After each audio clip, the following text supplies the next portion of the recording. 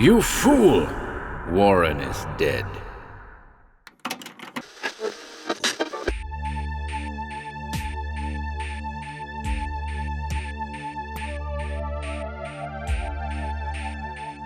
A ghoul or two. 5 grisly tales.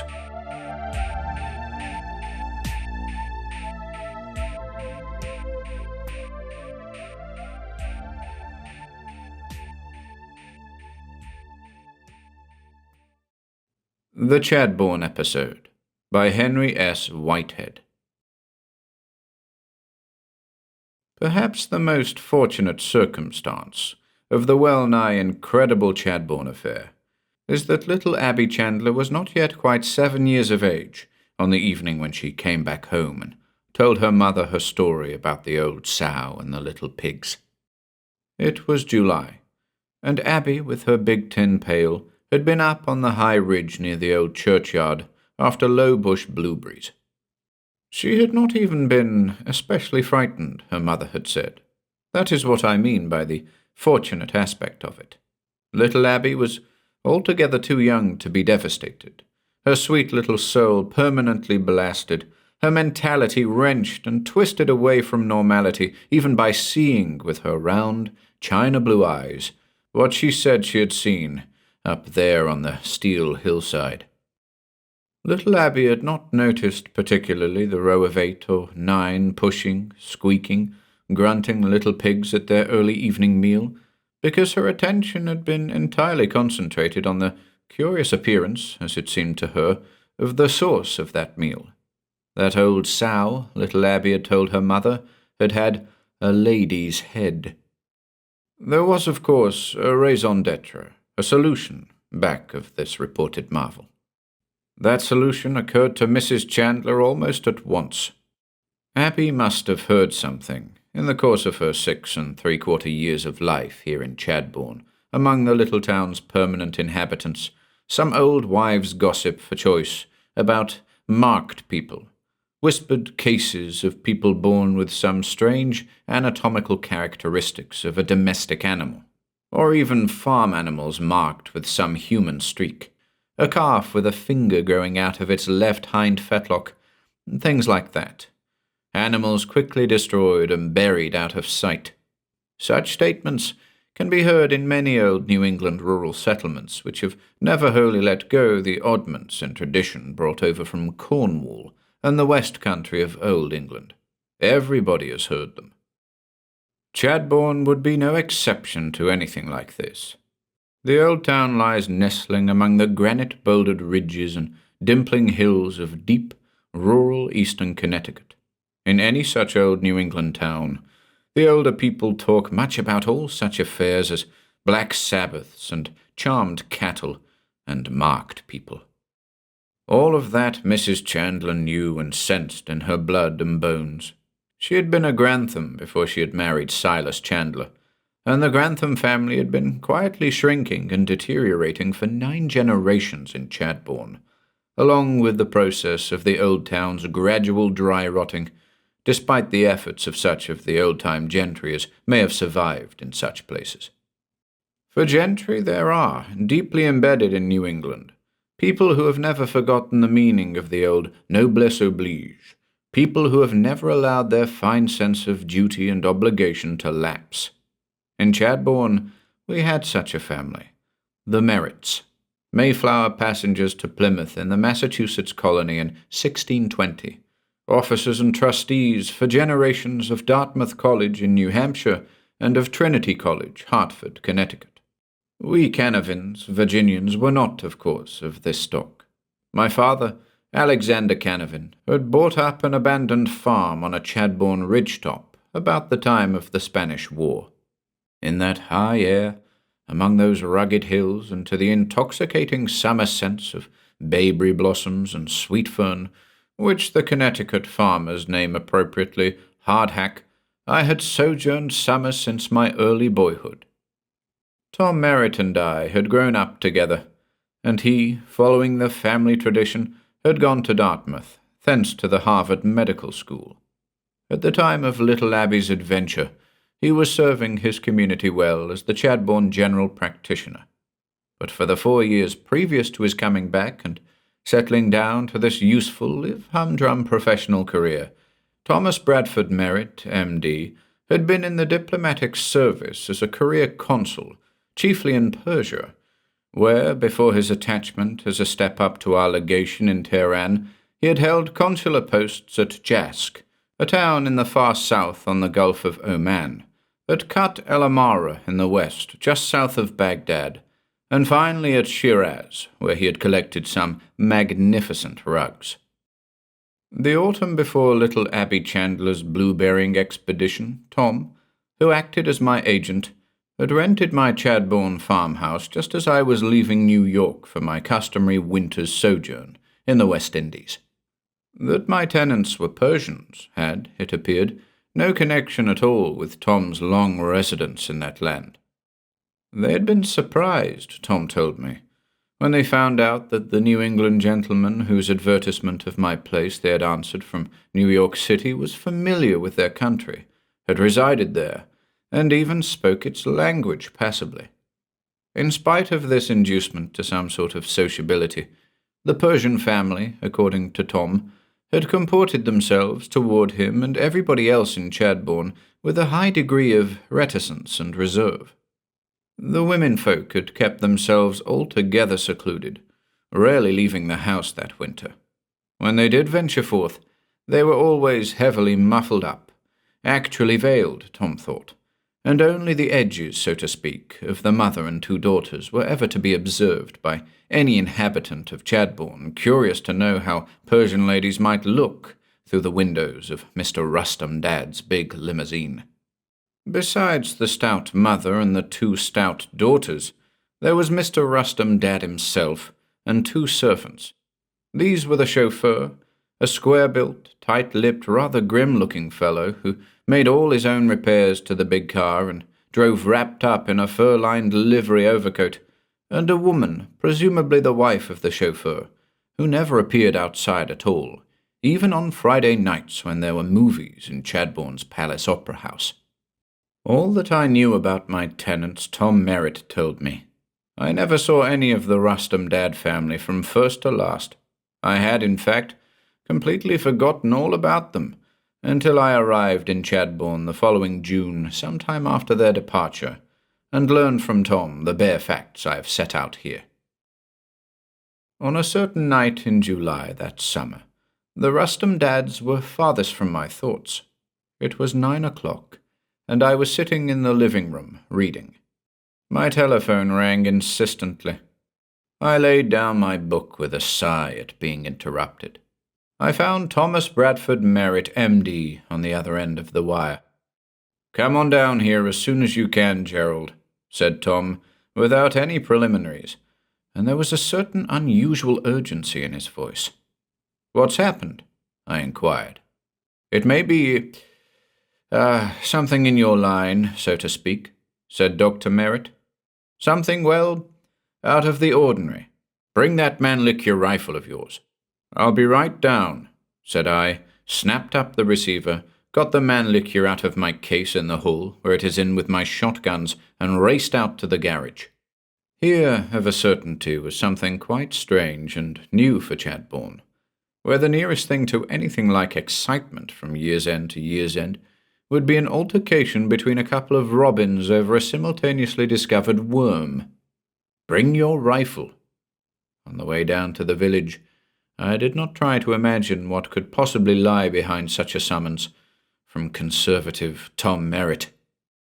I concentrated upon my driving down the winding country road from my rugged hilltop into town, speeding on the short stretches, easing around treacherous turns at great speed. I dashed into Tom's house 8 minutes after hanging up the receiver. There was a light, I had observed, in the library as well as in the office, and I went straight in there and found Tom sitting on the edge of a stiff chair, plainly waiting for my arrival. "Here I am," said I, and laid my rifle on the library table. Tom plunged into his story. "I'm tied up. A confinement case. They'll be calling me now any minute. Listen to this, Gerald.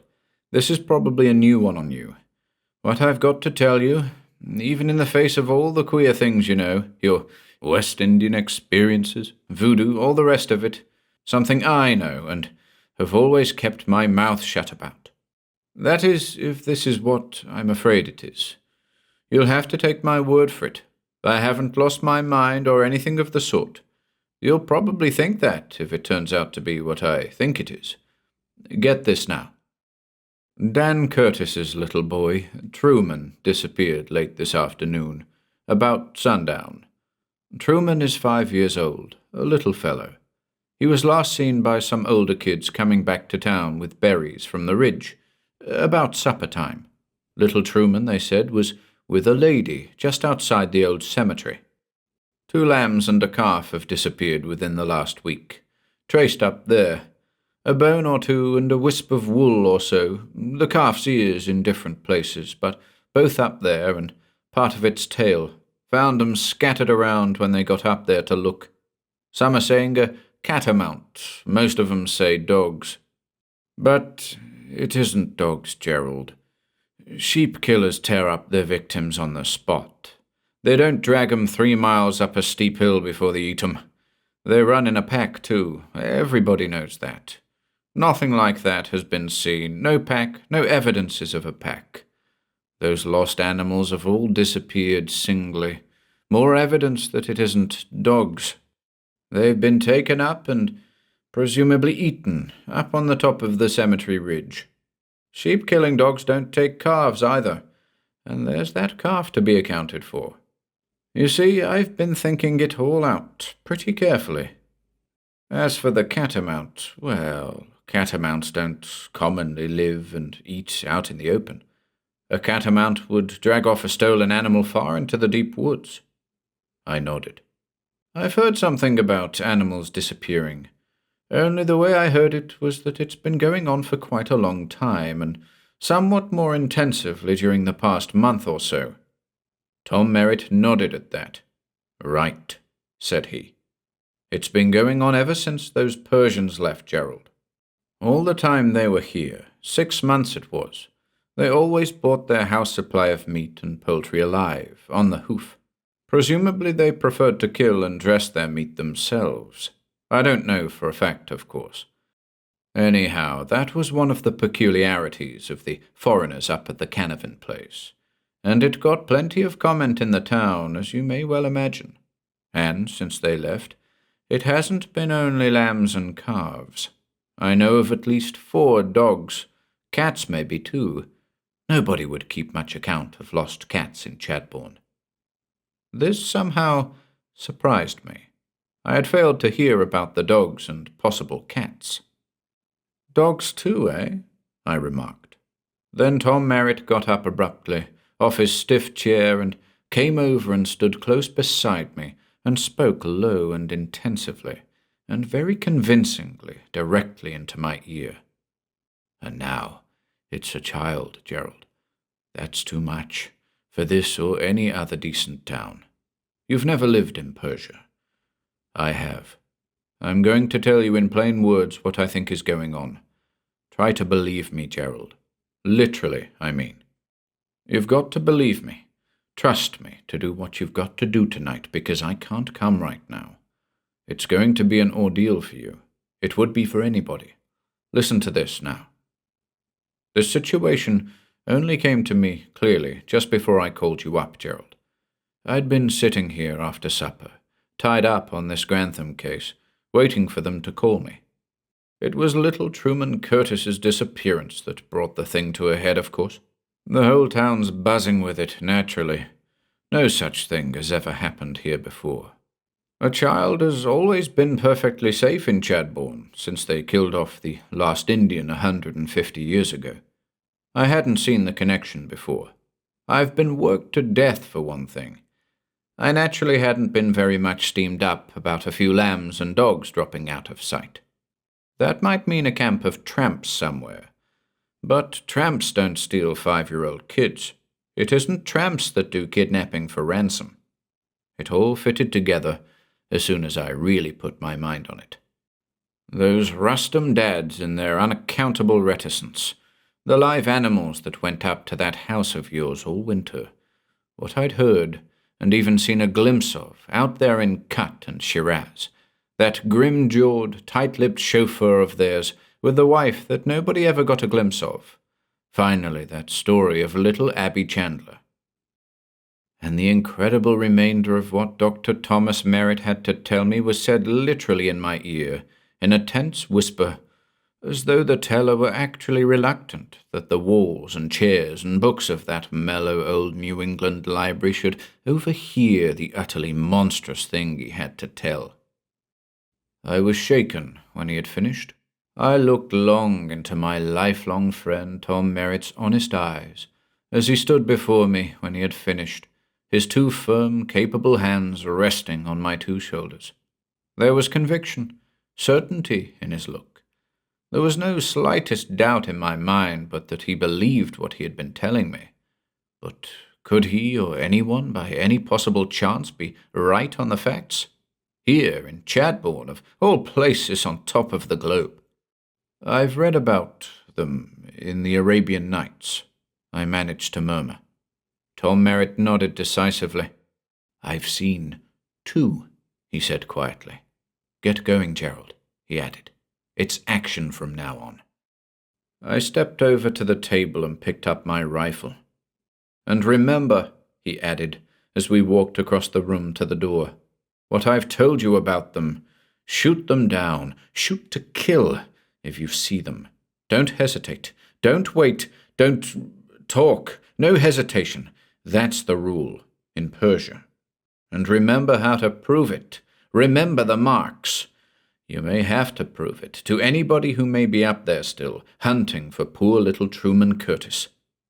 The office telephone rang. Dr. Merritt opened the library door and looked out into the wide hallway. Then he shouted in the direction of the kitchen. Answer it, Mehitable. Tell him I've left. It'll be Seymour Grantham for his wife. Then to me, there are 2 search parties up there, Gerald. And as we ran down the path from the front door to where our 2 cars were standing in the road, I heard Dr. Merritt's elderly housekeeper at the telephone explaining in her high, nasal twang of the born Yankee, imparting the information that the doctor was on his way to the agitated Grantham family. I drove up to the old cemetery on the ridge even faster than I had come down from my own hill 15 minutes earlier that evening. The late July moon, one night away from full, bathed the fragrant hills in her clear, serene light. Halfway up the hill road to the ridge, I passed one search party returning. I encountered the other coming out of the cemetery gate as I stopped my steaming engine and set my brakes in front of the entrance. The 3 men of this party, armed with a lantern, a rifle, and 2 sizable clubs, gathered around me. The youngest, Jed Peters, was the first to speak. It was precisely in the spirit of Chadbourne that this first remark should have no direct reference to the pressing affair motivating all of us. Jed had pointed to my rifle, interest registered plainly in his heavy, honest countenance. Some weapon that there, I'd reckon, Mr. Canavan. I've had a long experience with my Chadbourne neighbours. It's a Mannlicher, said I, what is called a weapon of precision.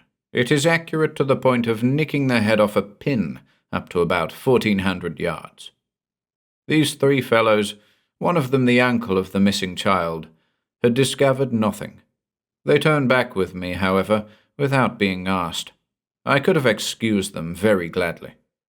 After what Tom Merritt had told me, I should have preferred being left alone to deal with the situation unaided. There was no avoiding it, however. I suggested splitting up the party, and had the satisfaction of seeing the suggestion put into effect. The 3 of them walked off slowly to the left, while I waited, standing inside the cemetery gate, until I could just hear their voices. Then I took up my stand with my back against the inside of the cemetery wall, directly opposite the big Merritt family mausoleum. The strong moonlight made it stand out clearly. I leaned against the stone wall, my rifle cuddled in my arms, and waited. I made no attempt to watch the mausoleum continuously, but ranged with my eyes over the major portion of the cemetery, an area which, being only slightly shrubbed and sloping upward gently from the entrance, was plainly visible. From time to time, as I stood there, ready, I would catch a faint snatch of the continuous conversation going on among the three searchers as they walked along the long course which I had suggested to them, all the way around the cemetery, designed to cover territory which, in the local phraseology, ran down through, up across, and over around. I had been waiting, and the three searchers had been meandering for perhaps 20 minutes. The ancient town clock in the Congregational church tower had boomed 10 about 5 minutes before, when I heard a soft, grating sound in the direction of the Merit Mausoleum. My eyes came back to it sharply. There, directly before the now half-open bronze door, stood a strange, even a grotesque, figure. It was short, squat, thick-set. Upon it, I might say accurately hung, as though pulled on in the most hurried and slack fashion imaginable, a coat and trousers. The moonlight showed it up clearly, and it was plain, even in such a light, that these two were the only garments in use. The trousers hung slackly, bagging thickly over a pair of large, bare feet. The coat, unbuttoned, sagged and slithered lopsidedly. The coat and trousers were the standardized, unmistakable, diagonal grey material of a chauffeur's livery. The head was bare, and on it a heavy, bristle-like crop of unkempt hair stood out absurdly. The face was covered with an equally bristle-like growth, unshaven for a month by the appearance.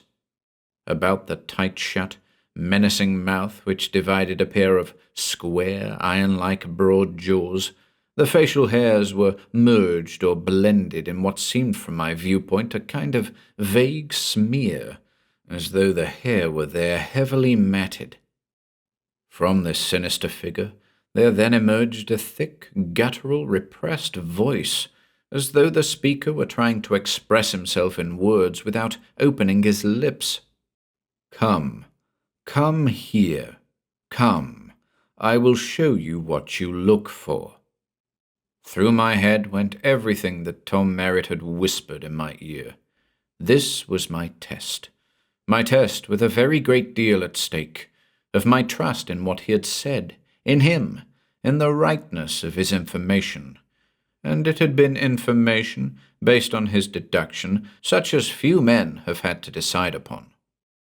I said a brief prayer in that space of a few instants. I observed that the figure was slowly approaching me. "Come," it repeated. "Come now, I show you what you seek here." I pulled myself together. I placed my confidence and my future in Tom Merritt's hands. I raised my manlicure, took careful aim, pulled the trigger. I repeated the shot. 2 sharp cracks rang out on that still summer air, and then I lowered the deadly little weapon and watched while the figure crumpled and sagged down. 2 little holes, one beside the other in its forehead, from which a dark stain was spreading over the bristly face, matting it all together, the way the region of the mouth had looked even before it lay quiet and crumpled up on the ground, halfway between the mausoleum and where I stood. I had done it. I had done what Tom Merritt had told me to do, ruthlessly, without any hesitation. The way, Tom had said, they did it in Persia around Tehran, the capital, and Shiraz, and in Kut el Amara, and down south in Jask. And then, having burned my bridges and, for all I knew positively, made myself eligible for a noose at Wethersfield, I walked across to the mausoleum and straight up to the opened bronze door and looked inside. A frightful smell, a smell like all the decayed meat in the world all together in one place, took me by the throat. A wave of quick nausea invaded me, but I stood my ground and forced myself to envisage what was inside, and when I had seen, Despite my short retchings and coughings, I resolutely raised my manlicure and shot and shot and shot at moving, scampering targets. Shot again and again and again, until nothing moved inside there. I had seen, besides those moving targets, something else, some things that I will not attempt to describe beyond using the word fragments. Poor little 5-year-old Truman Curtis, who had last been seen just outside the cemetery gate with a lady, would never climb that hill again, never pick any more blueberries in Chadbourne or any other place. I looked without regret on the shambles I had wrought within the old Merritt tomb. The manlicure is a weapon of precision. I was brought to a sense of things going on outside the tomb by the sound of running feet, the insistent, clipping drawl of 3 excited voices asking questions. The 3 searchers snapped out of their leisurely walk around the cemetery, and quite nearby at the time my shooting had begun, had arrived on the scene of action. "What's it all about, Mr. Canavan? We heard you were shooting away. Good cripes, Gerald shot a man." I blew the smoke out of the barrel of my manlicure, withdrew the clip. I walked toward the group, bending now over the crumpled figure on the ground, halfway to the cemetery gate. "Who's this man you shot, Gerald? Good cripes, it's the fella that drove the car for them there Persians. Good cripes, Gerald, are you crazy? You can't shoot down a man like that." "It's not a man," said I, coming up to them and looking down on the figure. There was a joint explosion at that. I waited, standing quietly by, until they had exhausted themselves. They were, plainly, more concerned with what consequences I should have to suffer than with the fate of the chauffeur. "You say it ain't no man? Are you crazy, Gerald?" "It's not a man," I repeated. "Reach down and press his jaws together so that he opens his mouth, and you'll see what I mean." Then, as they naturally enough, I suppose, hesitated to fill this order, I stooped down, pressed together the buccinator muscles in the middle of the broad cheeks. The mouth came open, and thereat there was another chorus from the 3. It was just as Tom Merritt had described it. The teeth were the teeth of one of the great carnivores, only flat, fang-like, like a shark's teeth. No mortal man ever wore such a set within his mouth, or ever needed such a set, the fangs of a terror of flesh. "Roll him over," said I, "and loosen that coat so you can see his back." To this task young Jed addressed himself. "Good cripes!" This from the Curtis fellow, the lost child's uncle.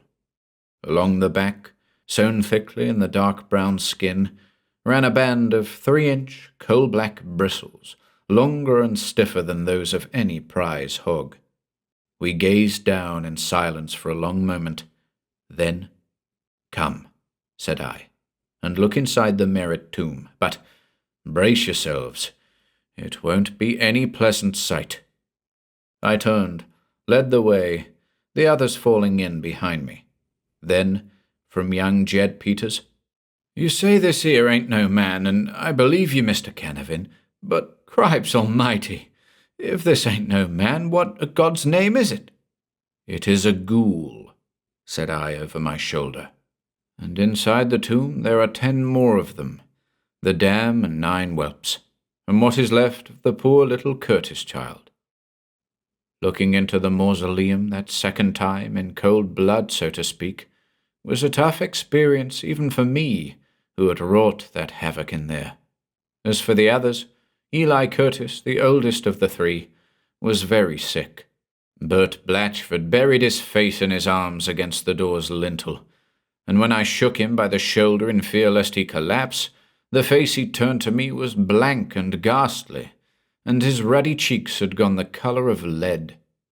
Only young Jed Peters really stood up to it. He simply swore roundly, repeating his "good cripes" over and over again, an articulate youth. The whelps with their flattish, human-like faces and heads, equipped with those same punishing, over-muscled jaws like their sires, like the jaws of a fighting bulldog, their short, thick legs and arms, and their narrow, bristly backs resembled young pigs more nearly than human infants. All, being of one litter, were of about the same size. All were sickeningly bloody-mouthed from their recent feast. These things lay scattered about the large, circular marble-walled chamber, where they had dropped under the merciless impacts of my bullets. Near the entrance lay sprawled the repulsive, heavy carcass of the dam, her dreadful fanged mouth open, her sow-like double row of dugs uppermost, these dragged flaccid and purplish and horrible from the recent nursing of that lately weaned litter. All these unearthly-looking carcasses were naked. The frightful stench still prevailed, still poured out through the open doorway. Heaps and mounds of nauseous offal cluttered the place. It was young Jed who grasped first and most firmly my suggestion that these horrors be buried out of sight, that a curtain of silence should be drawn down tight by the four of us, fastened permanently against any utterance of the dreadful things we had seen that night. It was young Jed who organized the three into a digging party, who fetched the grave tools from the unfastened cemetery shed. We worked in a complete silence, as fast as we could. It was not until we were hastily throwing back the loose earth over what we had placed in the sizable pit we had made, that the sound of a car's engine coming up the hill caused our first pause. We listened. "It's Dr. Merritt's car," I said, somewhat relieved. I looked at my wristwatch. It was 1:15 midnight. To the four of us, leaning there on our spades, Dr. Merritt repeated something of the history of the Persian tombs, a little of what he had come to know of those mysterious, semi-mythical dwellers among the half-forgotten crypts of an ancient burial grounds, eaters of the dead, which yet preferred the bodies of the living, furtive shapes shot down when glimpsed in ancient, mysterious Persia. I left my own car for the three fellows to get home in, young Jed promising to have it back in my garage later in the morning, and drove home with Dr. Merritt. "There was another thing which I didn't take the time to tell you," said Tom, as we slipped down the winding hill road under the pouring moonlight. That was that the Rustum Dad servants were never seen to leave Chadbourne, although of course it was assumed that they had done so. The family went by train. I went down to the station to see them off, and I found old Rustum Dad even less communicative than usual. "I suppose your man is driving your car down to New York," I said. It had arrived 6 months before, when they came to Chadbourne, with both the servants in it, and the inside all piled up with the family's belongings. The old boy merely grunted unintelligibly. In a way, he had. That afternoon, when I went up to your place to see that everything was ship-shape, there stood the car in the garage, empty.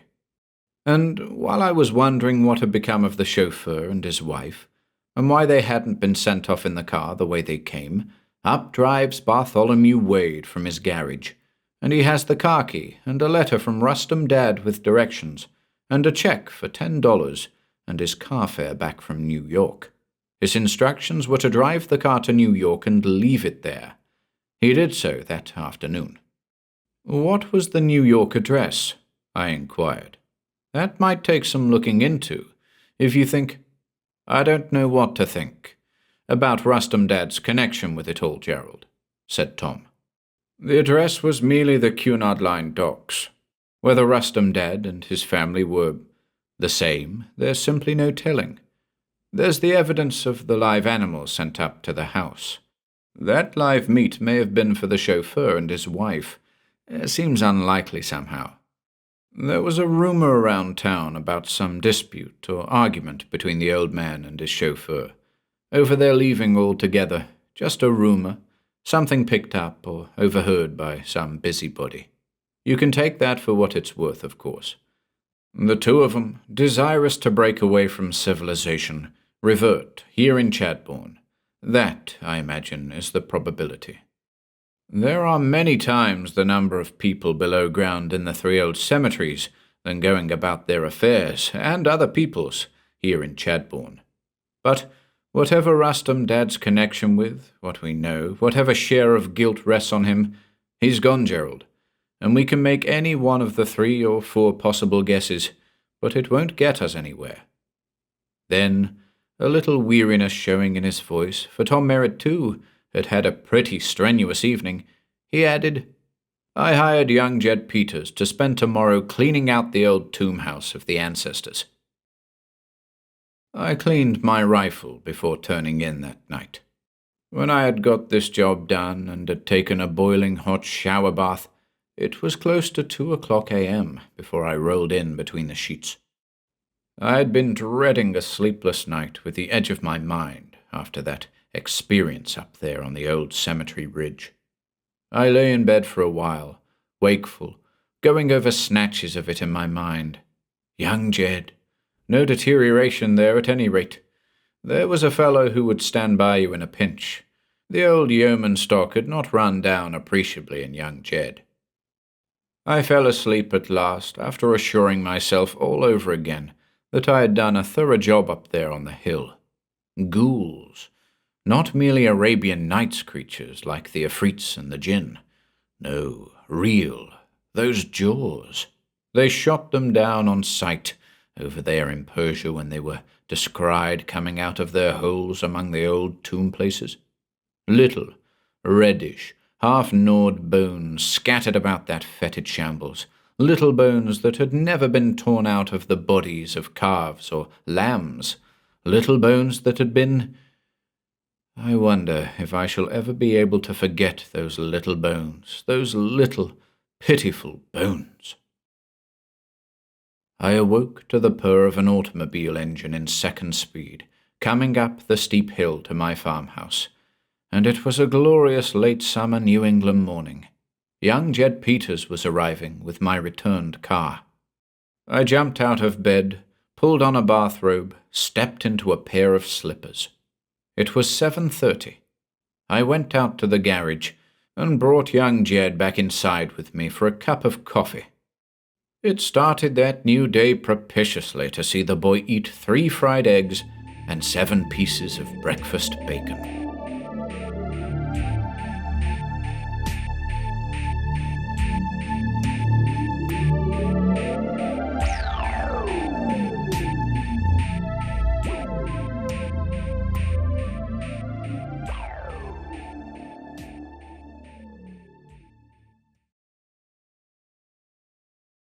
The Ghoul Gallery by Hugh B. Cave.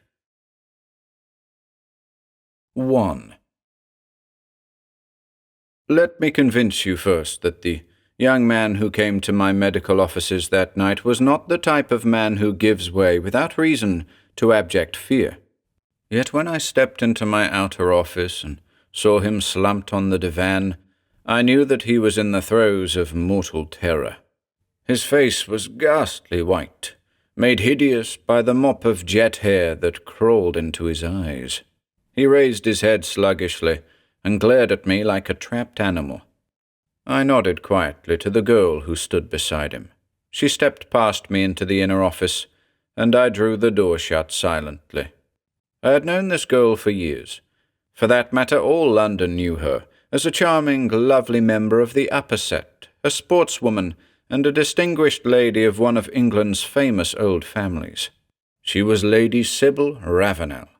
Tonight, half an hour ago, she had telephoned me, seeking permission to bring a patient very dear to her, to my suite. Now she stood before me, her hand resting on my arm, and said suddenly, "You've got to help him, Dr. Briggs. He's going mad." "Suppose you tell me," I suggested softly, "what he is afraid of." "I can't, Doctor. There is the family name to consider. He is Sir Edward Ramsay."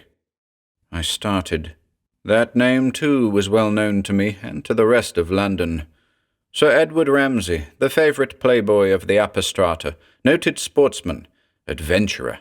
I could not believe that such a man would be sitting in my offices, dragged into the depths of fear. "You must tell me the cause," I said kindly. "Otherwise I can do nothing." The girl's lips tightened defiantly.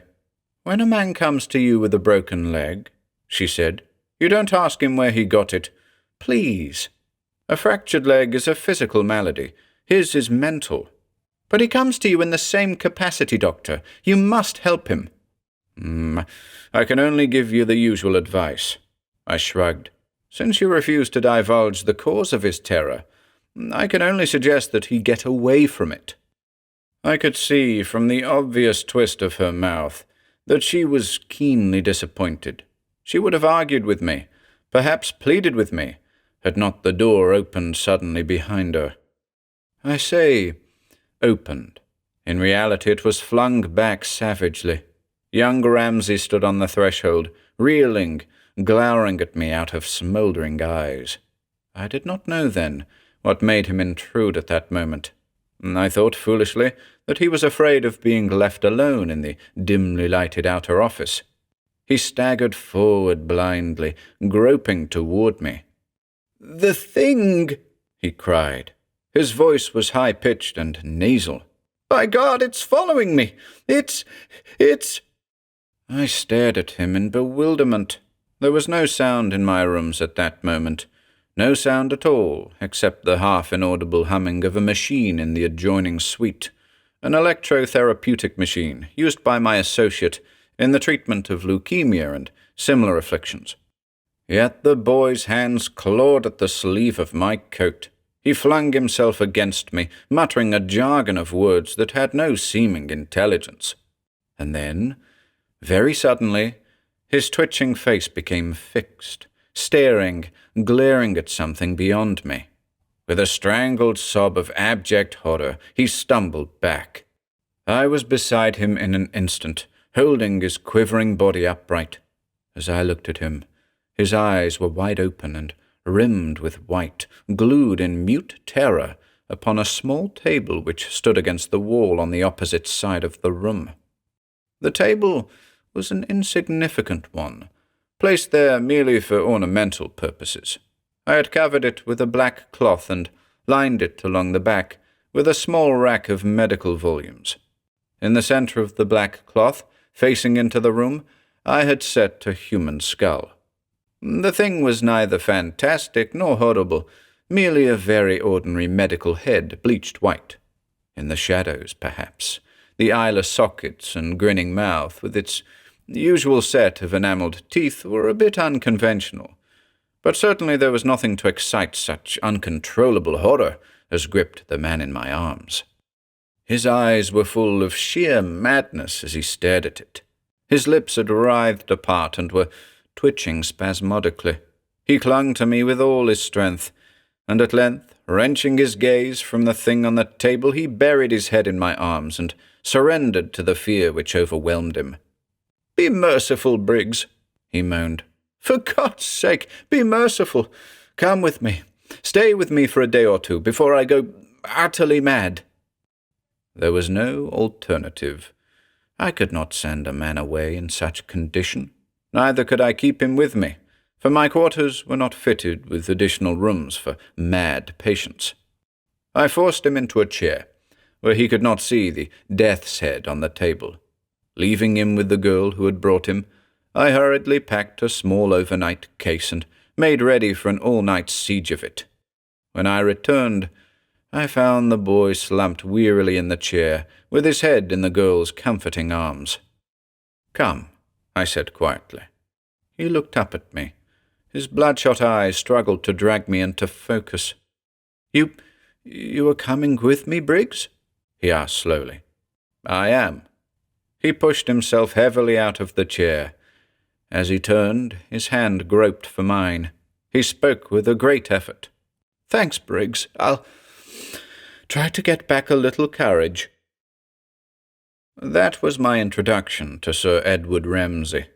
The account of our departure, and of our subsequent arrival at Sir Edward's huge townhouse, is of little importance. During the entire journey, my two companions did not utter a word. The boy seemed to have shrunk into himself, to have fallen into the lowest depths of fearful anticipation. The girl sat stiff, rigid, staring straight ahead of her. I remember one thing which struck me as being more or less peculiar in view of the boy's social position. No servant opened the door to us. For that matter, the boy made no attempt to summon one by ringing the bell. Instead, he groped into his pockets for his own door key and fumbled nervously with the lock. Turning his head sideways, he spoke to me stiffly. "My man's deaf, Briggs. Damn nuisance, but it's the only reason he stays. The others cleared out long ago." The door swung open. I followed Sir Edward down the carpeted hall with the girl beside me. The boy was trembling again, glancing about him furtively. I was forced to take his arm and lead him quietly into one of the massive rooms adjoining the corridor. There he sank into a chair and stared up at me hopelessly. I realized that he had not slept in many hours, that he was on the verge of breakdown. Opening my case, I administered an opiate to deaden his nerves, although I had little hope that it would have the desired effect. The boy's terror was too acute, too intense. However, the drug quieted him. He slept fitfully for the better part of an hour, long enough for Lady Sybil to draw me aside, motion me to a chair, and tell me her story. She came directly to the point, softly and deliberately. They were in love, she and Ramsay. They were betrothed. 6 weeks ago, his love had changed to fear. At first he fought against it, she said evenly. Then it took possession of him, of his very soul. He released me from my promise. Why?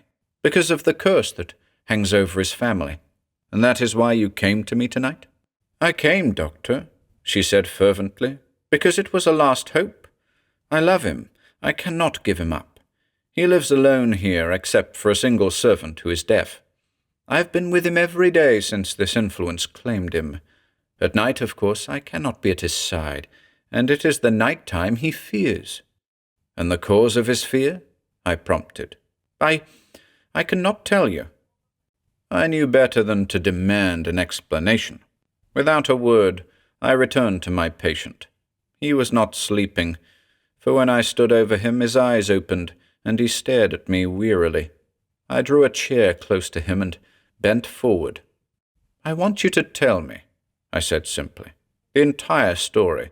Only under those conditions can I help you. Do you understand?" "That is impossible." "It's necessary." "I can't do it, Briggs." "In that case," I shrugged, getting to my feet, "I shall take you away from here, at once." No, Briggs, you can't. The thing will follow me. It trailed me to your offices. It was the girl who cut him short. She stepped closer and took his hands firmly, and looked straight at me. "He is under oath to say nothing, Doctor," she said evenly. "Under oath? To whom?" "His father, Sir Guy." "Then of course I shall see Sir Guy at once. He is dead." I stood silent, glancing from one to the other. Suddenly, the girl straightened up and stood erect, her eyes blazing. "But I am not under oath," she cried, almost savagely. "I will tell you." "By God, no!" The boy groped up, his face livid. I understood then the courage in Lady Sybil's heart. Slim, lovely as she was, she turned on him fiercely, forcing him back into the chair. "I am going to tell him," she said bitterly. "Do you hear? The oath does not bind me. I am going to tell Dr. Briggs all I know. It is the only way to help you." Then, without releasing him, she turned her head toward me. "This house, Doctor," she said, "is very old and full of musty rooms and corridors. It is made hideous by a terrifying sound that comes always at night from the upper galleries. The sound is inexplicable. It is a horrible note which begins with an almost inaudible moan, like the humming of an electric motor. Then it increases in volume to the pitch of a sing-song voice, rising and falling tremulously. Finally it becomes a screaming wail, like a human soul in utter torment. She waited for my questions. I said nothing. The boy had ceased his squirming, and sat like a dead man, glaring at me out of lifeless eyes. "The galleries have been examined many times," Lady Sybil said quietly. "Nothing has ever been discovered to provide an explanation. 4 times in the past year the upper recesses of the house have been wired for electric lights, but the lights in that portion of the house never work. No one knows why." "And that is all?" I murmured. "I think that is all, except the history of the House of Ramsay. You will find that in the library, Doctor. I will remain here with Edward." I hesitated. I did not think it vital at that moment to go rummaging through the library in pursuit of ancient lore. But Lady Sybil looked quietly at me and said, in an even voice, "The library is at the end of the main corridor, Doctor. You will find the necessary books in section 12. I did not argue. There was no denying that cool, methodical tone. Before I left the room, however, I examined my patient carefully to be sure that I was justified in leaving him. He had sunk into complete apathy. His eyes remained wide open, as if he feared to close them. But the opiate had produced an effect of semi-torpor, and I knew that he would not soon become violent again. Thus I turned away and paced silently to the door. By a singular coincidence, the door opened as I reached it. On the threshold I came face to face with the servant, a ferret-faced fellow with deep-set, colourless eyes, who peered at me suspiciously as I went past him into the corridor. In this manner, after prowling down the dimly illuminated passage, I came to the library, and sought the particular section which the girl had suggested. Section 12 proved to be not in the main library, but in a secluded recess leading into the very farthest corner. The walls before me were lined with long shelves of books, symmetrically arranged. An ancient claw-footed desk stood in the centre, and upon it a gargoyle reading lamp which I promptly turned on. The alcove had obviously been unused for some time. A layer of dust hung over it like a funeral shroud. Its musty volumes were sealed with a film of dirt, except, and this is what led me forward eagerly, for a certain shelf which lay almost directly beneath the lamp. The books on this particular shelf had been recently removed, and had been thrown back carelessly. I took one of the volumes to the desk and bent over it. It contained, in some detail, a history of the house in which I stood, and a lengthy description of its occupants since time immemorial. Allow me to quote from it. Sir Guy Ramsay, 1858-1903. Evidently the father of my patient. Eton and Cambridge. Here followed an account of an adventurous and courageous life. In the year 1903, Sir Guy was suddenly stricken with an inexplicable fear of darkness. Despite all efforts to discover the reason of his terror, no cause was revealed, and Sir Guy refused to divulge any. In September of the same year, Sir Guy became utterly mad with fear, and spoke continually of a certain spectre which had taken possession of him. Physicians were unable to effect a cure, and on the 9th day of the month of September, Sir Guy was found in the upper galleries, where he had, to all appearances, been strangled to death. His own hands clutched his throat, but upon his hands were certain marks and bruises which revealed the imprint of another set of fingers. In these imprints, the thumb of the unknown murderer's left hand was singularly missing. No clue has ever been discovered as to the identity of the assailant. I closed the book slowly. Mechanically, I opened a second of those significant volumes, which proved to be an account of the life and death of another of Sir Edward's forebears. From the dates, I judged the gentleman to be Sir Edward's grandfather, the father of the man whose fate I had just learned. His name, peculiarly, was also Sir Edward. On the 27th day of January, in the year 1881, Sir Edward was suddenly noticed to be prowling fearfully in the upper galleries. From that time on he was observed to be very much in the throes of acute terror, but when accused of this, Sir Edward refused to confide the nature of his fear. On February 1st, he was found choked to death in the upper galleries, his own hands twisted into his throat, and the imprint of another set of hands, with the thumb of the left hand missing, still evident on his dead wrists. The murderer was not discovered. For 3 years after Sir Edward's death, the galleries were closed and sealed, after a careful inspection, by the police. At the end of that period, they were again opened by command of Sir Guy, son of the deceased.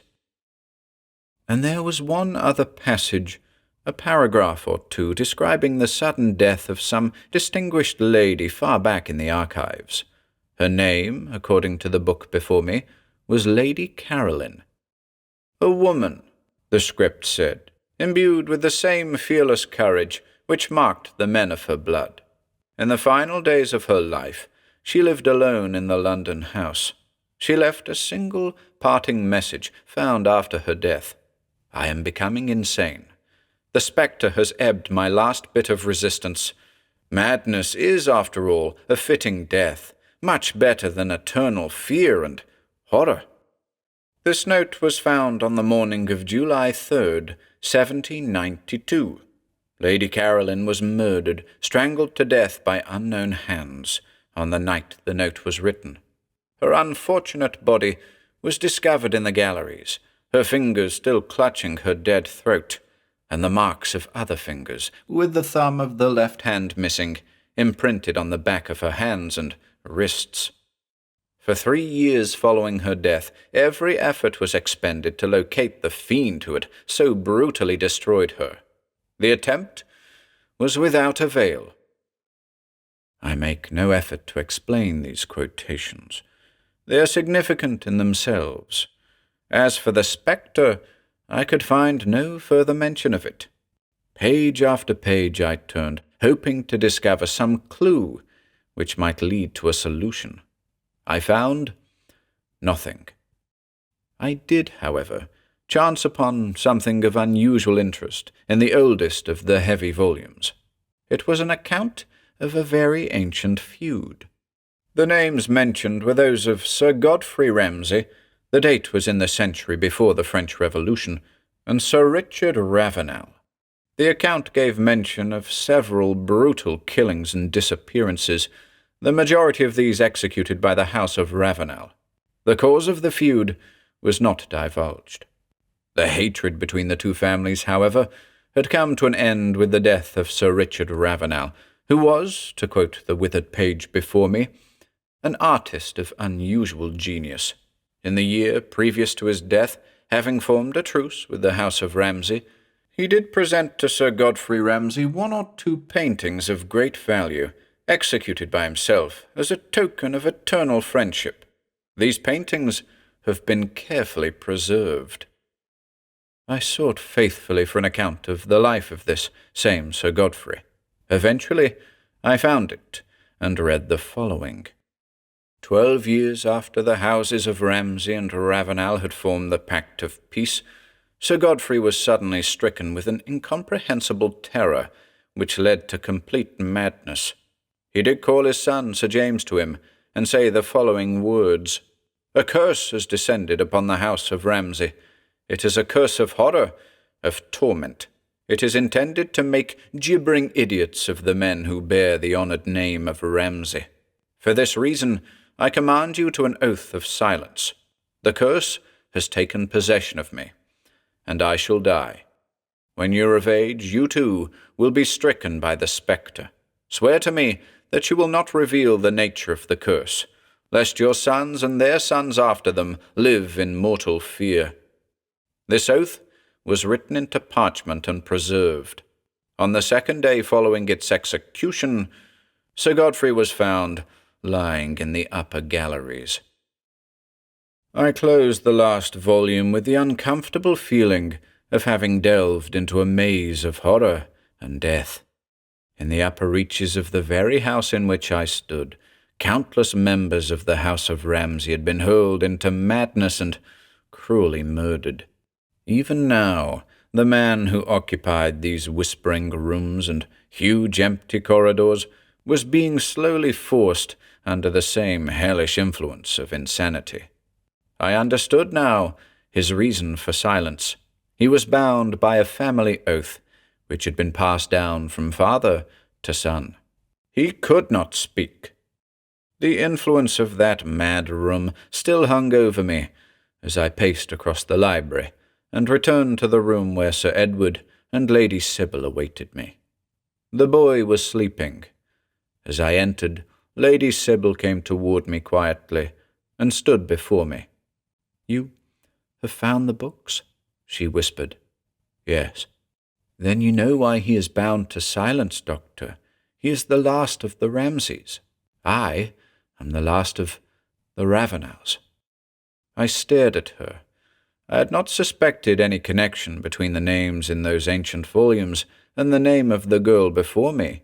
Peering into her features now, I felt suddenly as if I had been plunged into an affair of death itself. She, the last of the Ravenels. "He has never broken the oath," she murmured. "Not even to me. I have never remained here at night, never seen the spectre. But I have questioned the servants who fled from here, and so I know." I turned to my patient. He was sleeping peacefully now, and I thanked God that the terror had temporarily left him. Lady Sybil said softly, "I shall stay here the night, so long as you are here, Doctor. I cannot leave him now." She walked quietly to the divan and made it as comfortable as possible. I did not suggest that she go to one of the sleeping chambers on the floor above. For my part, I could not consider waking my patient. I would have to sit by him through the night, and I knew that she, too, preferred to be close to him. At any rate, I hadn't the cruelty to suggest that she remain alone in one of those shadowed, deathly silent rooms on the upper corridor through the long hours of sinister darkness that confronted us. I think that she slept very soon after she lay down. When I bent over her a moment later to drape a silken coverlet over her lovely figure, she did not stir. I realized then that I was the only person awake in this massive, spectral house.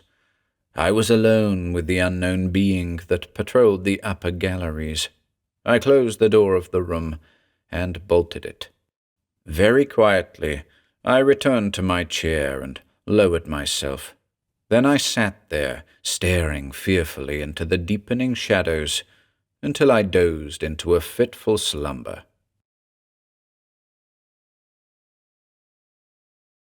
2.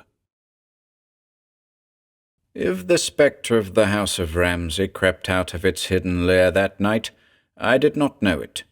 When I awoke, a welcome sunlight was sliding across the floor at my feet from the opposite window. I was alone in the room. Sir Edward and Lady Sybil had vanished. I stood up. It was difficult to believe in this glow of warm sunlight that anything unusual had occurred during the night. Evidently, nothing had. The door opened behind me, and the ferret-faced servant, scuffling forward, said evenly, "Breakfast is waiting, sir." I followed him to the dining hall, and there found my two companions. Lady Sybil rose to greet me with a smile. The boy remained seated. His face was extremely haggard and white. He nodded heavily. "Thought we'd let you sleep, Briggs," he said. "You earned it." He did not refer again to the previous night. Lady Sybil, too, maintained a discreet silence. When the meal was over, I called her to me. "I shall stay here," I said, "until I am sure that his terror does not return. I do not feel justified in leaving the house at the present time." "You wish me to do something, Doctor?" I gave her a prescription. In substance, the desired medicine was little more than a tonic, though it contained a slight portion of morphine. It would serve to keep the boy's nerves under control, but I realized even then that the cause of his fear must be removed before any medicine would benefit him. Lady Sybil, however, promised to have the prescription filled. She had other matters to attend to, she said, and would probably return sometime in the late afternoon. When she had gone, I sought out once again those significant volumes that I had found the night before. I studied them for a very long time. It must have been well after 2 o'clock when Sir Edward came into the library. He slouched into a chair and remained there without any display of animation or life. When I got quietly to my feet and replaced the last book on the shelf, he looked at me without emotion. "Where to, Briggs?" he said dully. "With your permission," I replied, "I should like to have a look at the galleries." He nodded. I fancied that the slightest cloud of suspicion crossed his face, but he offered no objections. I had difficulty in finding my way. The route which led to the upper levels was no easy one to follow, winding as it did through a succession of peculiarly dark and unlighted corridors. Eventually, however, I found myself at the bottom of a circular staircase that coiled upward into the gloom of the floor above. I mounted the steps slowly, holding to the great carved banister for support, and, having reached the second landing, I followed the twistings of the passage by keeping as close to the wall as possible. At the end of this circular passage, a curtained window revealed the street below. As I peered down and saw the pavement far below me, I could not repress a shudder. Cautiously, I continued along this corridor to the bottom of a second staircase. Once again, with heavy steps, I groped upward. And here, at the top of the last incline, I found the upper galleries of the House of Ramsay. The room lay directly before me. Its massive door, standing half open, revealed a thread of light from some hidden source, a gleam which penetrated like a livid, groping hand into the blackness of the passage. I entered timidly, leaving the door open behind me. Before me extended a room of enormous size, more like a huge banquet chamber than an art alcove. The illumination was intense, coming as it did from a series of 4 broad windows set in the farther wall, windows which were uncurtained and designed to flood the interior with light. For the rest, the floor was lined with a smooth carpet of dull hue. The walls on opposite sides of me as I moved forward were devoted entirely to framed paintings. The rear wall, which contained the only entrance through which I had come, was carefully covered with a soft grey drape, cut to outline the wooden panels of the door. I had taken no more than a dozen steps forward into this strange chamber when I came to an abrupt halt. Before me, as I stood motionless, lay evidence that my patient had been here before me, a silk kerchief embroidered in black with his emblem. I recognized it instantly. He had worn it on the previous evening, tucked in the breast pocket of his jacket, and now it lay here on the carpet, damnable in its significance as I stared down at it. So he had not slept the night through. He had come here, come to this death room, to keep some infernal midnight tryst. I dropped the thing into my pocket. Having done this, I turned to inspect the magnificent works of art that surrounded me. And then, almost immediately after that first startling episode, came a second shock, 1,000 times greater than the first. The thing glared out at me with horrible malice. It hung before me, leering into my face.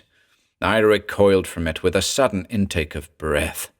It was a skeleton, painted in dull values of grey and white, with a single blur of jet-black background, created by an artist who possessed a fiendish cunning for horrifying the human eye. Every revolting effect of death was incorporated into that ghastly countenance. And yet, in a medical sense, the thing was far from perfect. Even as I stared at it, I discerned a dozen very evident faults of construction. Hideous it was, but hideous only because the artist had sacrificed accuracy in order to make it so. The eye sockets, executed in a fiendish combination of grey pigments, were horribly empty and staring, but they were too close set to be natural. The frontal bone, a streak of livid white, was terrible in its effect, but far too broad. The two superior maxillary bones, forming the upper jaw and bounding the glaring, vacant nasal cavity, were hideously formed, but were separated on the undersurface from the row of broken teeth in order to lend that maddening grin to the mouth. There were other defects, easily recognizable. They were less significant, but as a work of horror, the skeleton before me was faultless. Never have I been so completely unnerved by something which I knew could hold no power over me. I went toward it with irresolute steps, determined to inspect it at close range and then leave the room immediately. The singular glare of its dead features had sapped all my curiosity. I wanted to get away from it. The painting was very old. Only 3 colours were evident: white, grey, and that sepulchral black. At the bottom of the heavy gilt frame I found the name of the artist, a name which choked on my lips as I cried it aloud. That name, faint and almost illegible, was Ravenel. Ravenel. In the year previous to his death, having formed a truce with the house of Ramsay, he did present to Sir Godfrey Ramsay 1 or 2 paintings of great value, executed by himself. I left the room with an inexplicable sense of fear. Fascination it might have been, for that hideous thing behind me. Horror it might have been, for the slow realization that here in this fiendish picture, lay the secret of innumerable murders and a hellish curse of madness. There is little more to tell. The concluding event of my stay in the house of Ramsay was not long in forthcoming. The hour was already late when I returned to the library on the lower floor. Sir Edward had not moved from his position. He greeted me with a nod, and the girl, who had returned during my tour of inspection, came toward me to give me the medicine I had ordered. I forced the boy to take it. Then, in depressing silence, we sat there, the 3 of us, as the hour grew later and later. Lady Sybil and I made a feeble attempt to play backgammon, but the boy's glassy eyes haunted us. The game was a mockery. When 10 o'clock came, I rose and took the boy's arm. "A night's sleep," I said sternly, "would be one of your best medicines." He glanced at me wearily, as if it hurt him to move. "You are turning in, Briggs?" "I am." He sank back into his chair with a half-inaudible murmur. I motioned quietly to Lady Sybil, thinking that if she left him, he would be certain to come with us, rather than be left alone. The girl had already prepared a room for herself on the upper floor. But the boy did not move. As I drew the door shut, he looked up suddenly and spoke in a voice that was strangely harsh. "Leave it open, Briggs. I'll go to bed in a while. Closed doors are ghastly just now." In the corridor outside, I said good night to Lady Sybil and climbed the stairs to my room. The room opened on an unlighted passage, a narrow, gloomy tunnel that twisted from darkness into darkness, revealed only by the glow of light from my own chamber. The hands of my watch, as I laid the timepiece carefully upon the table, stood at 32 minutes after 10 o'clock. No sound stirred in the great house. Lady Sybil, having climbed the stairs behind me, had gone to her room at the far end of the corridor.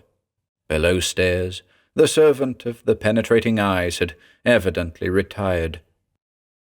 It was perhaps 15 minutes later when I heard Sir Edward's step on the stairs. He climbed wearily, inertly. His tread moved along the corridor. I heard the door of his chamber open and close. After that, There was nothing but an ominous, depressing, sinister silence. I left my door open. Most men in my position would, I presume, have closed it and made haste to throw the bolt, but I found comfort, such as it was, in an open exit. I had no desire to be a rat in a trap. Nervously, I switched off the light and sank wearily to the bed. There I lay, facing the half-open door, striving to get rid of my thoughts. And there I lay when, a long time later, I was dimly conscious that the silence had dissolved into sound. It had no definite beginning, no positive substance. Only in the acute stillness of the capacious structure would it have been audible at all. Even then it was no more than a dead hum, like the drone of muted, smothered machinery. It increased in volume. For fully 60 seconds, perhaps longer, I lay unmoving, as the sound became a throbbing, wavering reality. I twisted about to stare at the door, as if I expected the vibrations to filter into my room and take the form of some ghastly, supernatural being. Then I heard something more, the distinct tread of human feet advancing quietly along the passage outside. And I saw the hunched form of Sir Edward Ramsay creeping slowly along the corridor. Visible for a moment only, he passed the open door of my chamber. An unearthly mask of sepulchral light surrounded him, an obscure, bluish vapour that seemed to rise out of the floor at his feet and hang about him like an ethereal cloak, a protean winding sheet. And I shall never forget the fear-haunted glare of the boy's eyes as he moved through the darkness. He walked as though an inner force guided him forward. His hands hung lifelessly at his sides. His face was tense and ghastly grey, strained to an almost diabolical degree of expectancy. And then, passing out of my range of vision, he vanished. I sprang from the bed and reached the door in a stride. There I stopped, with both hands clutching the door frame. The sound of his footsteps had already died, but another form was coming silently out of the darkness and moving past me, the form of Lady Sybil following him. I did not hesitate then. I knew as surely as if the walls themselves were screeching it out to me that the boy was going to those infernal galleries in the upper recesses of the house. And up there would be that eternal fiend of murder and madness, that unnamed horror, which had for centuries preyed on the inhabitants of this ghastly dwelling. Groping into the passage behind those two grim figures, I fell into the mute procession. Far above me, that dirge of hell had risen to a whimpering moan, a human voice in torment, rising and falling with my steps as I paced forward. I saw the two figures before me now, the boy still enveloped in that weird mist, the girl silhouetted behind him. His tread was the tread of a man who had repeated this midnight journey many times, and knew every creaking board, every turn of the passage, every twist of the long, winding stairways that led into the upper gloom. He paced on and on.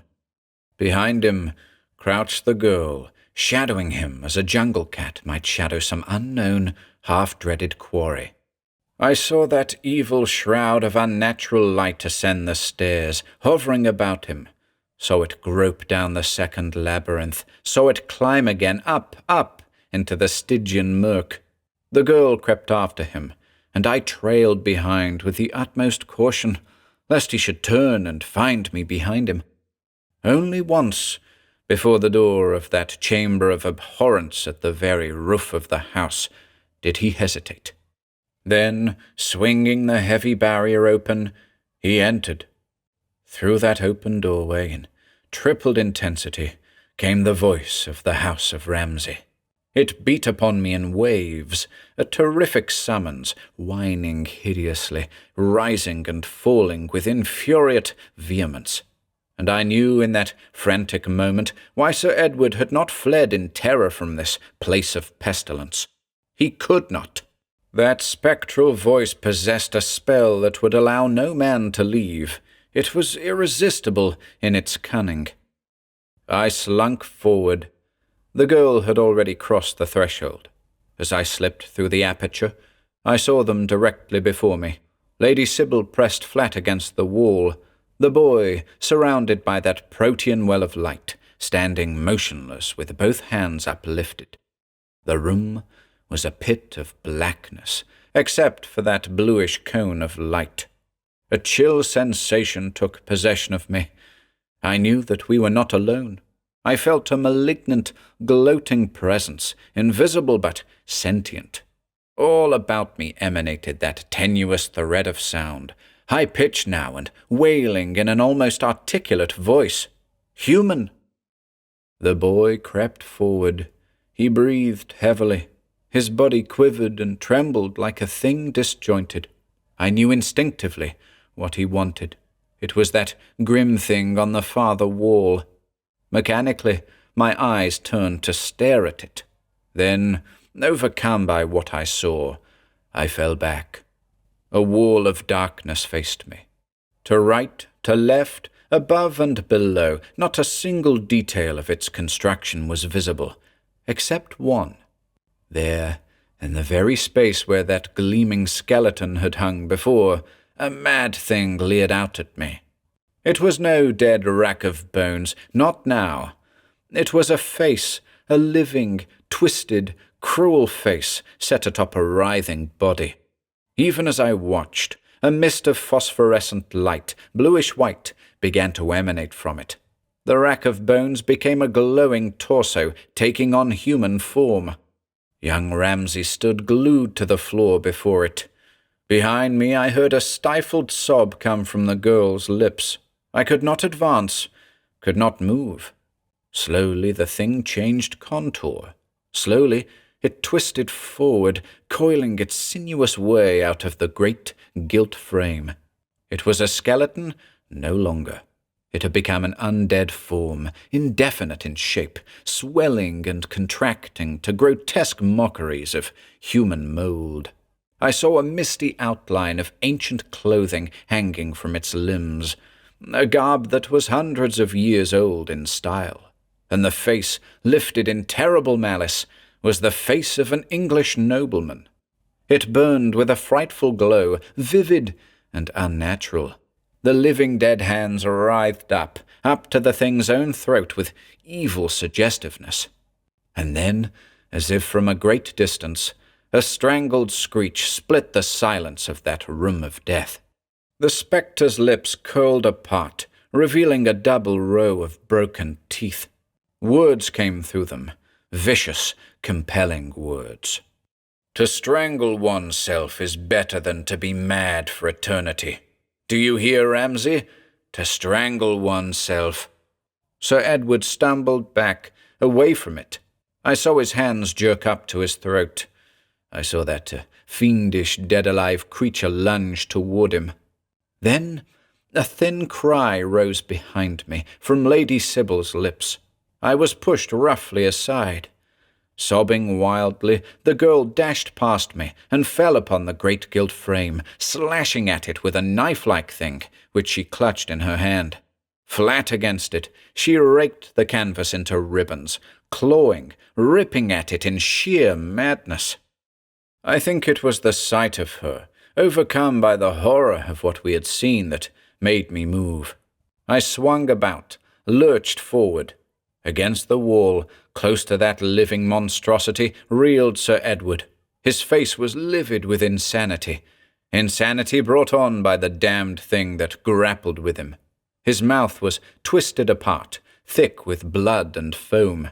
His body twisted convulsively, and his hands, his own hands, were clenched in his throat.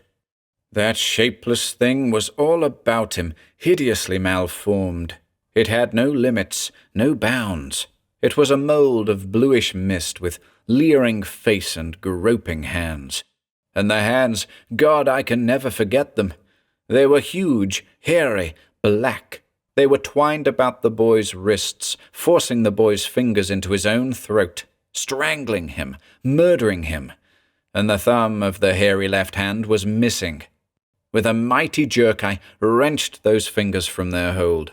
Behind me, the girl was still hacking at the contents of the huge frame, tearing the canvas. The wailing shriek rose to a frenzy, shrilled higher and higher.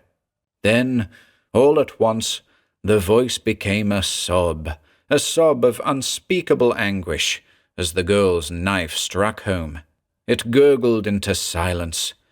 The massive shape before me dissolved into a circular, throbbing, writhing wraith of fog, with only hands and face visible. The face lifted upward in agony.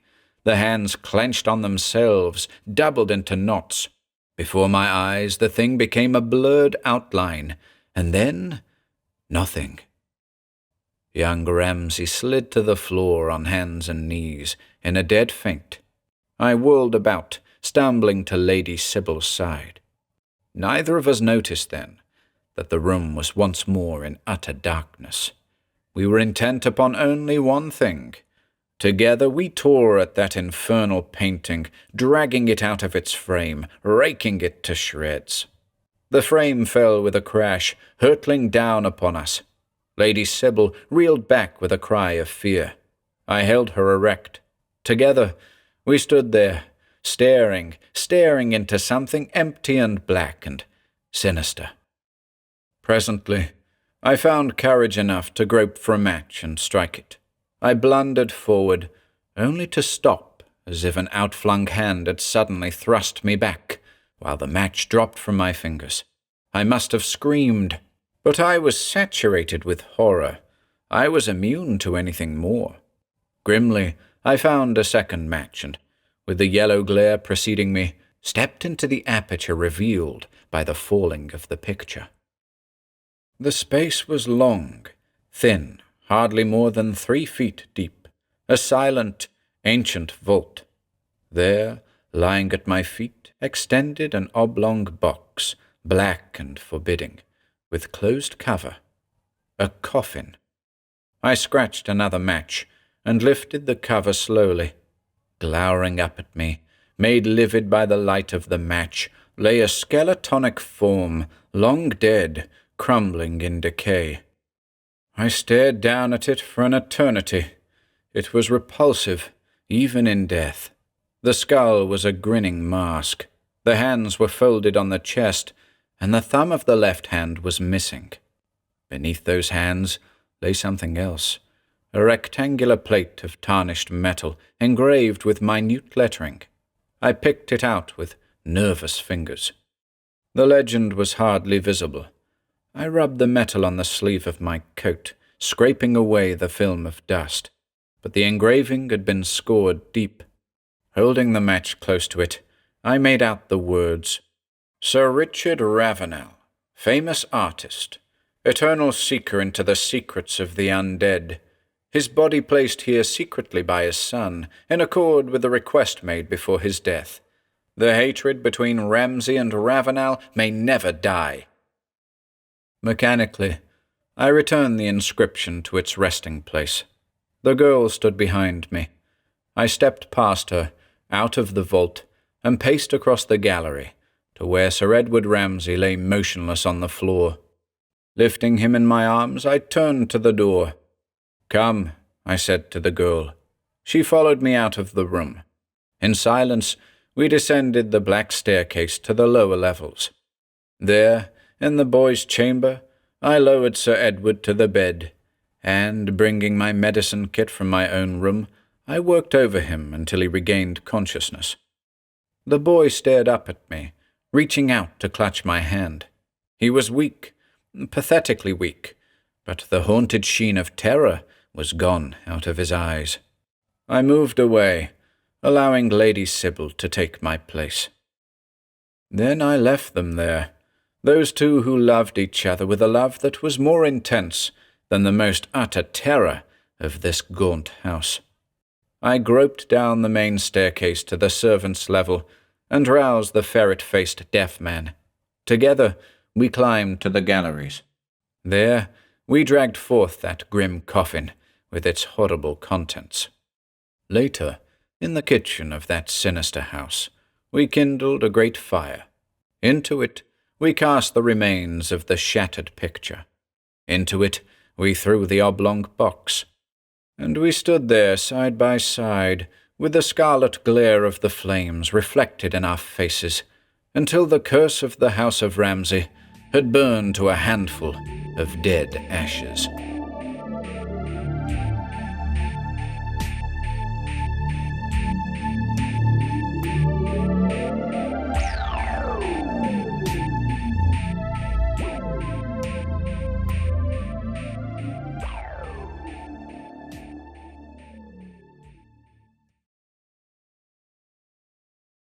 Ghouls of the Sea by J.B.S. Fullilove. Most readers of the daily papers, and especially those persons who follow with interest those accounts relating to the men of the sea, will recall the strange disappearance of the freighter K. Marie some 7 months ago. They will recall the brief flurry of excitement attending her reported foundering with all hands aboard. Desperately storm-ridden and swept far off her course, she sent forlorn appeals for aid, reporting that her rudder had been swept away and her engines seriously damaged. Nearby ships immediately put out to her aid, but her wireless signals suddenly ceased. Apparently, she had drifted far, for no trace of her was ever found. In common with most others, I accepted as the most plausible explanation the theory that, in her crippled condition, she had either been swamped by the mountainous waves or driven to her doom upon some uncharted reef in unknown waters. But today, with the K. Marie farthest from my mind and all but forgotten, I chanced upon something else. As is often my habit, I had risen before the sun and gone down to a favourite stretch of beach to cast in the surf for bass. As I walked along the shore, I stumbled upon a large glass jug lying amid a pile of driftwood and debris. Even before I smashed it with my heavy sandpike, I knew that it contained some message from the sea, for through its salt-caked sides I had seen a flash of white. And message indeed it was. Part of the manuscript was missing, but the remainder comprises a bizarre and incredible tale which I set down here precisely as I found it. The true account of the K. Marie disaster? That is for the reader to decide. Here is the account. Calm, and immediate danger is past, but we are completely cut off from the rest of the world, and there is nothing to do but wait and hope that some ship picked up our SOS and will find us before our food and water become exhausted. There are many sharks about, and to relieve the monotony of waiting, the crew for a time engaged in fishing for them. 2 were caught, and then the fishing suddenly stopped. Here is something very strange, something which arouses superstitious fears in the men. Until now, I have been unable to ascertain exactly what it is, because the men are all strangely reticent concerning the whole affair. All I have been able to get out of them is that the sharks they caught were dead. Svensson, the big Swedish mate, however, tells me that there were curious gobs of pinkish jelly covering their heads. He says that Dr. Curie took samples of the stuff to his cabin for examination. It is indeed surprising that men like Svensson, who can laugh in the teeth of a storm, should exhibit fear at sight of a few dead fish.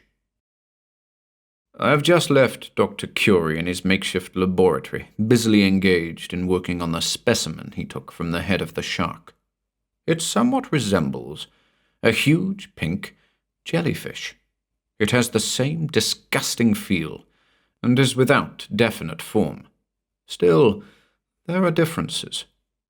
This thing is continually in motion, shimmering at all times as though someone were shaking the table upon which it is placed. A mephitic odour hovers about it, and an indefinable something about it fills me with a kind of loathing and a queer feeling almost of fear. At times I felt as if it were alive, and possess some uncanny power of sight, and were watching me. Dr. Curie is very much excited. He says that it is an entirely new form of parasitic growth, secreting a powerful bone-dissolving acid, which enables it to get at the flesh and blood of its victims. But he, too, is at a loss to explain their immediate and deadly effect when the sharks were taken from the water. Captain Wilkes picked up a trail of smoke on the horizon this morning, but they passed us by. We are far from shipping lanes, and it is good to know that someone is looking for us. God is indeed merciful. Had the ship we sighted picked us up, what a ghastly horror might have been loosed upon the world. My fear of the strange specimen of Dr. Curie was well-founded. It is a spawn of the nethermost depths of some hell of the sea. I was engaged in working on my hopelessly damaged apparatus when suddenly a scream echoed through the ship. It was a scream of paralyzing horror and fraught with agony, but through its terror I recognized it as the voice of Dr. Curie. Perhaps no one else knew wherefrom the scream had come, for I was the first to reach the cabin of the stricken man. As I rushed in, I saw the doctor seated in a darkened corner, where, I judged, he must have fallen asleep. Only the pale rays of the moon lighted the room, and I could not see plainly, but there was something peculiar about the way he sat. He seemed strangely stiff, and as straight as a statue. Apoplexy instantly flashed through my mind. I shouted to him, and stepped closer. At the sound of my voice, he half turned and rose slowly from his chair. Something about his movements abruptly checked my rush toward him. The peculiar, frightful stiffness of his actions is impossible to describe. They were the movements of a reawakened corpse who tries to force worm-eaten muscles into the forgotten movements of life.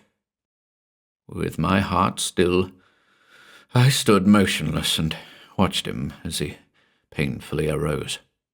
Once again I called to him in a voice hoarsened by strange fear. As if in answer, he turned. At the same time, my hand darted swiftly to my pocket, and with trembling fingers I lighted a match against the wall. As it flared up, I looked into his face and sank to my knees with a low, gasping cry. The flickering light of the match was dim, but even so, that first view of the horror was so indelibly stamped upon my brain that even now, days later as I write, I can still see it vividly, frightfully. The face staring sightlessly into mine was a white, drawn mask of insupportable agony. The blackened tongue, grown sickeningly to astounding length, protruded from half-open lips. He seemed to be trying to scream. His eyes were leaping from their sockets, and already there was forming over them a cold and ghastly glaze. The man, walking stiffly toward me, was plainly dead. And then, as the last flickering rays of the match burned out between my fingers, I saw... Until now, I had not thought of any connection between the doctor's experiments and this. I had unconsciously supposed him to have fallen victim to some new and horrible disease. But with the last dimming ray of the match, a glimmering of the incredible truth burst upon me with terrible clearness. Even then, my dazed and weakened mind refused to grasp the full significance of what I saw in all its ghastliness. The top of his head was a shimmering mask of dark red jelly, and from it I could see a long tongue of the same unspeakable stuff slithering down the back of his neck.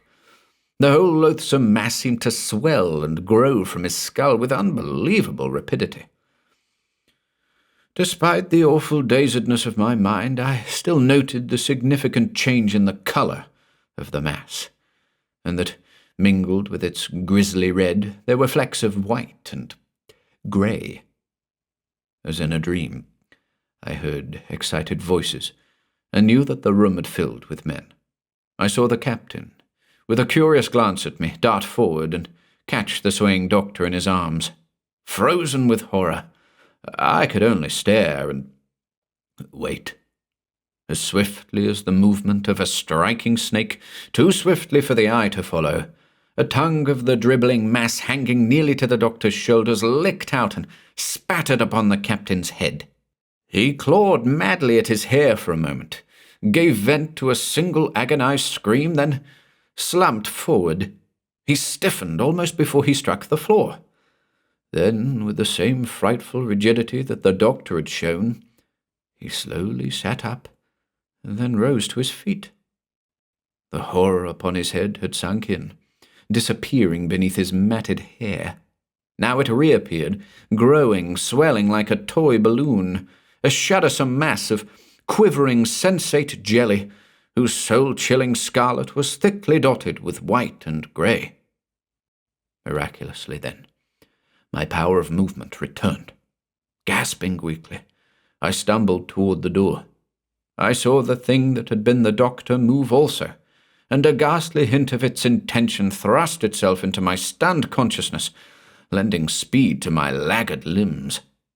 Close behind me, it circled the milling, craning crowd, who still could not understand, or, having seen, stood rooted, held powerless to move by sheer ecstasy of horror.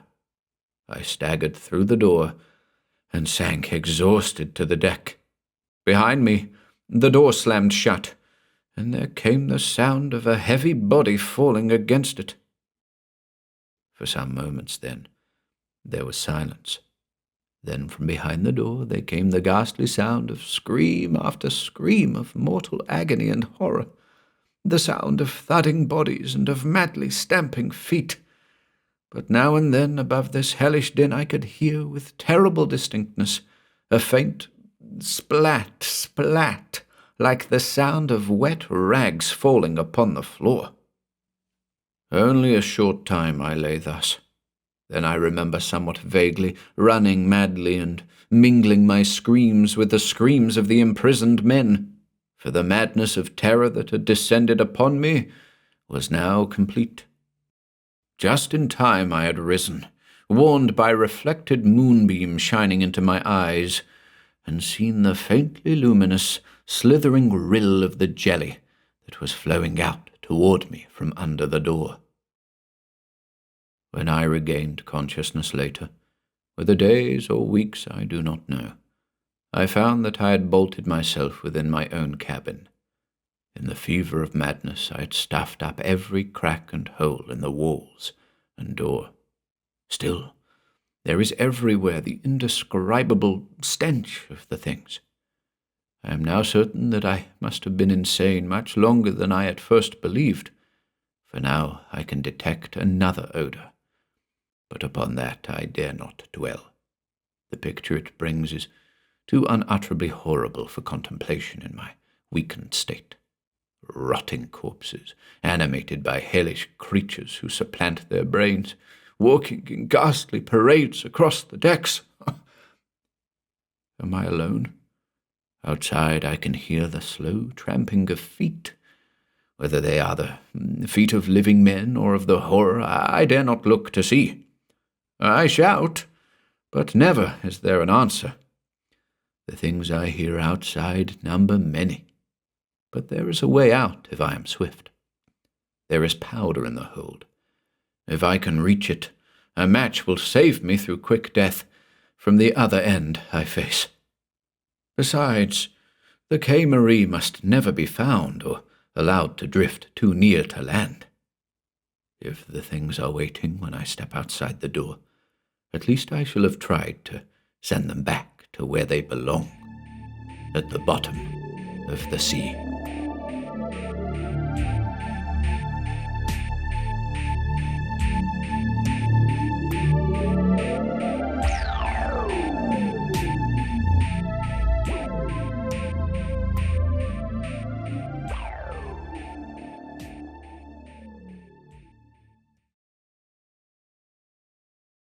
The Ghoul of May Hall by Ian Gordon.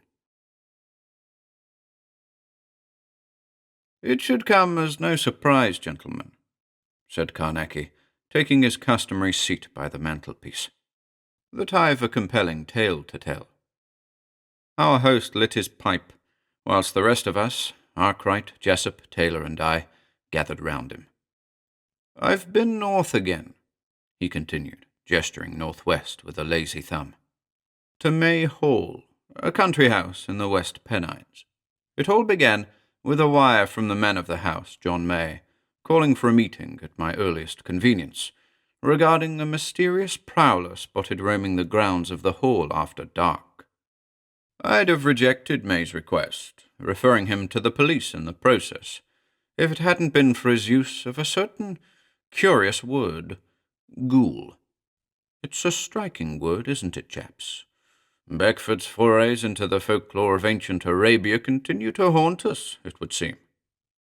With visions of ravenous beasts plaguing my every step, I made my way up to the sprawling estate and met with May by the northeast gateway lodge. Dark clouds conspired as I shook his hand, and, as we traversed the grounds by means of horse-drawn carriage, hailstones the size of cricket balls fell from the sky. It's an attractive house, chaps, some 3 stories, red brick, justly typical of what you might expect of an English country house. But, as we approached, I happened to notice that one of the tall casement windows occupying the ground floor of the hall's west wing was boarded up, marring its exterior beauty. This, as you might imagine, aroused my curiosity somewhat. We waited for the worst of the weather to pass before climbing from the wagon. Thereafter, we entered the hall proper through its southeast entrance. Situated in the quiet splendor of the hall, I took a moment to address the condition of the boarded-up window, in response to which May remarked that his nocturnal visitor, or ghoul, had that very morning at a little after 2 a.m. tossed a large stone at the glass, in what May presumed was a failed attempt to gain access to the property. May's teenage son, William, whose quarters were located directly above the drawing-room to which the shattered window belonged, was roused by the din.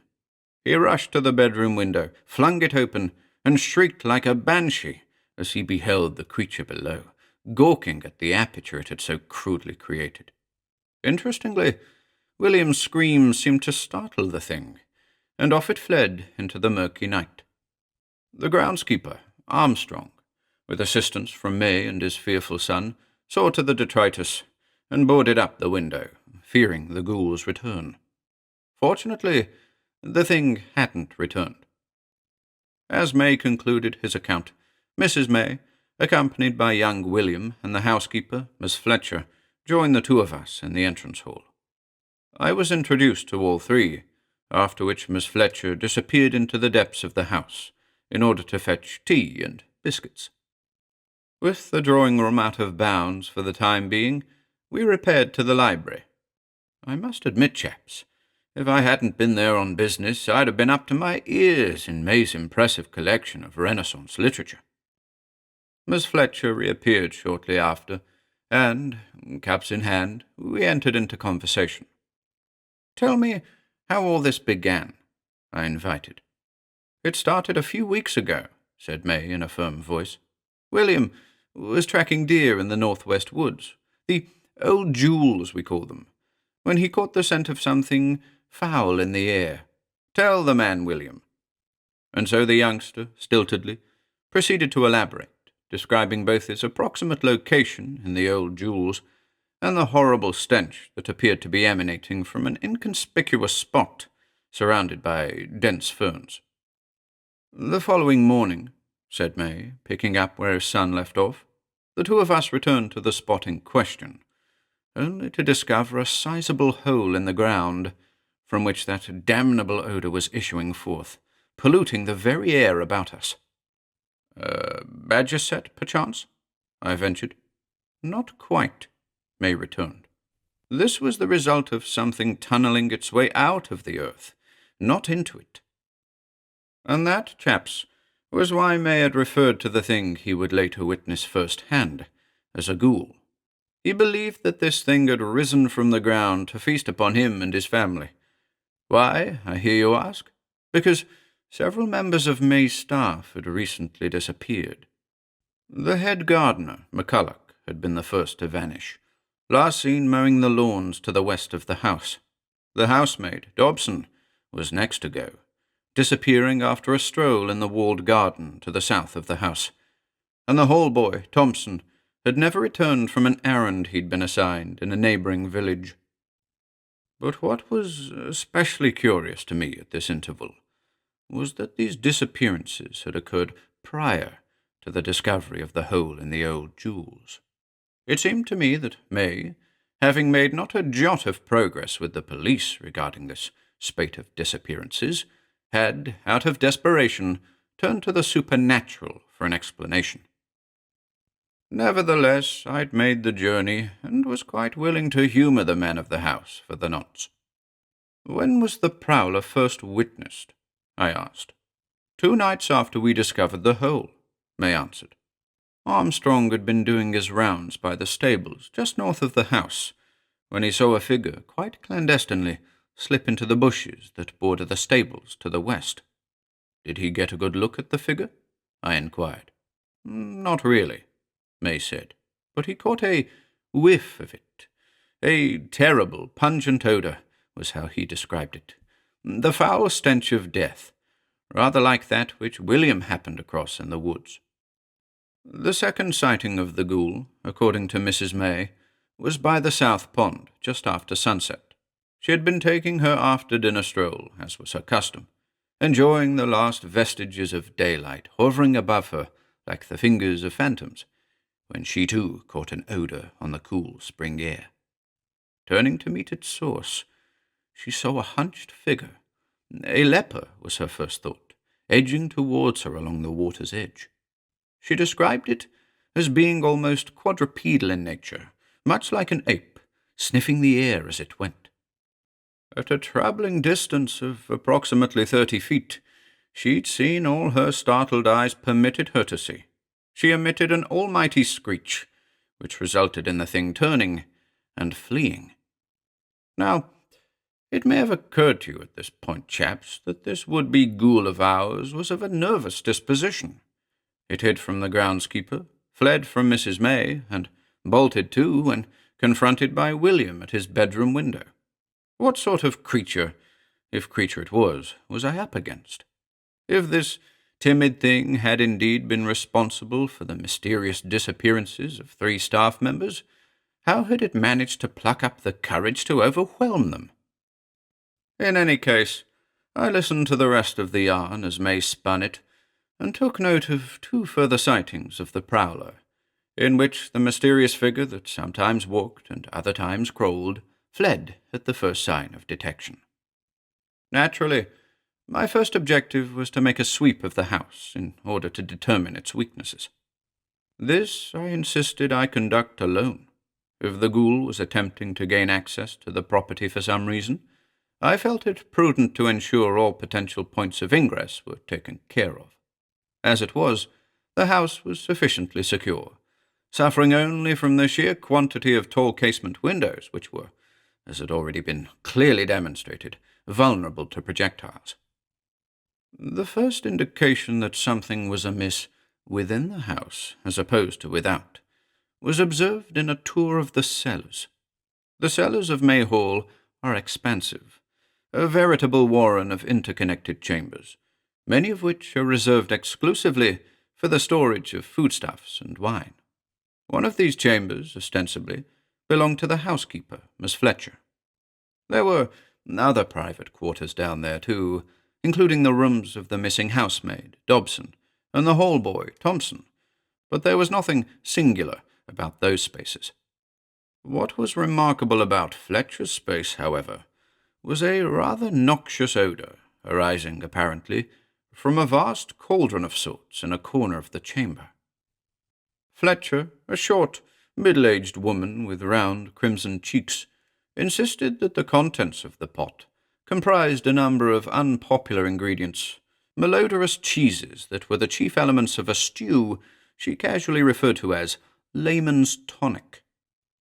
Fletcher, who was on hand to answer my questions, invited me to taste the concoction, an invitation I politely declined, whilst doing my utmost to prevent my brow from furrowing in its presence.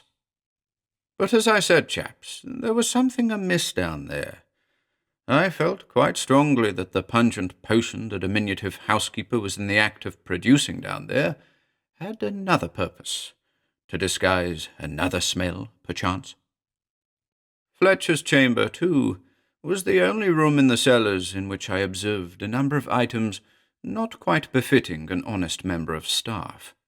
Though these oddities were few and unlikely to be the subject of May's scrutiny, they did not escape my attention.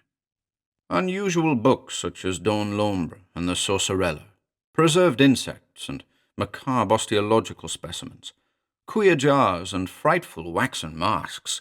These are just the things that come to mind when looking back, you see.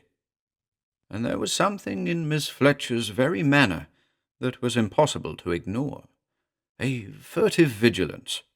Wherever I wandered in that chamber of hers, I felt her tiny eyes at my back, paying close attention to my every move. I returned to the comfort of the library, where I reconvened with May. Immediately he inquired as to my progress, a look of hopefulness clinging to his striking features. Pushing my concerns regarding the housekeeper aside for the present, I informed the man of the house that nothing appeared to be amiss, and apprised him of my intentions for the forthcoming night.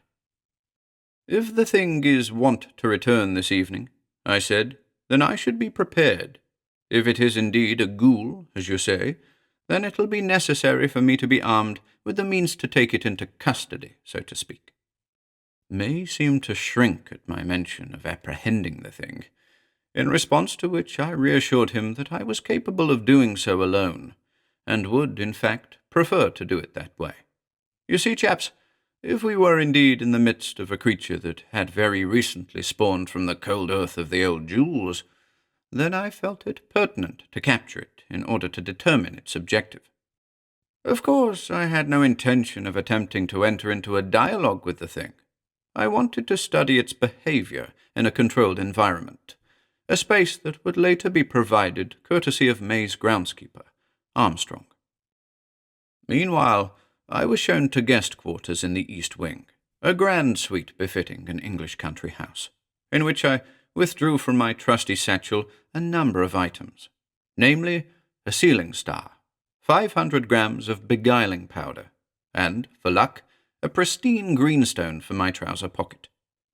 You might not be familiar with this particular combination of elements, Arkwright, so pay close attention when I get to the details. At around 5 p.m., I joined May and his family in the dining room.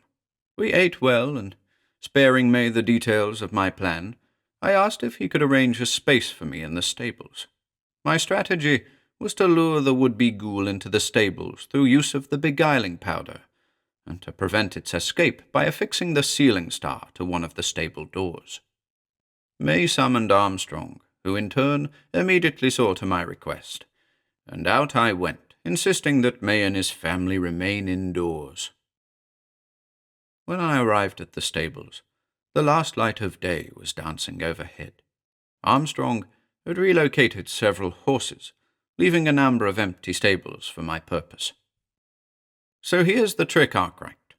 First, I affixed the sealing star to the stable door, ensuring the black point was directed to the ground. Second, I sprinkled a fine line of beguiling powder between the stable door and the north wall of the house, a distance of some 40 feet or so, and spoke aloud all 3 stanzas of the Golio treatment. This to ensure that the prowler would follow the trail should it near the boundary of the house. And third, withdrawing the greenstone from my pocket, I spoke aloud the first line of the Mandrake chant, and returned the item to my pocket in quick succession. This combination of elements ensures the following: protection for oneself, the complete attention of the alien force, and an effective means of containment, having lured said force. "Got everything you need, sir?" queried Armstrong, full of that same hopefulness May had displayed earlier. "I'm all set," I reassured the aging character. and watched as he cautiously returned to the house, mindful of the gathering darkness. Pleased with my preparations, I took it upon myself to walk the perimeter of the house, on the lookout for that which I sought. Passing close by the rear of the property, I caught once again a whiff of that terrible concoction being stewed in that dreadful pot in Miss Fletcher's chamber. Drawn towards it inexplicably, I followed it until I was standing by the sunken window that served the housekeeper's chamber.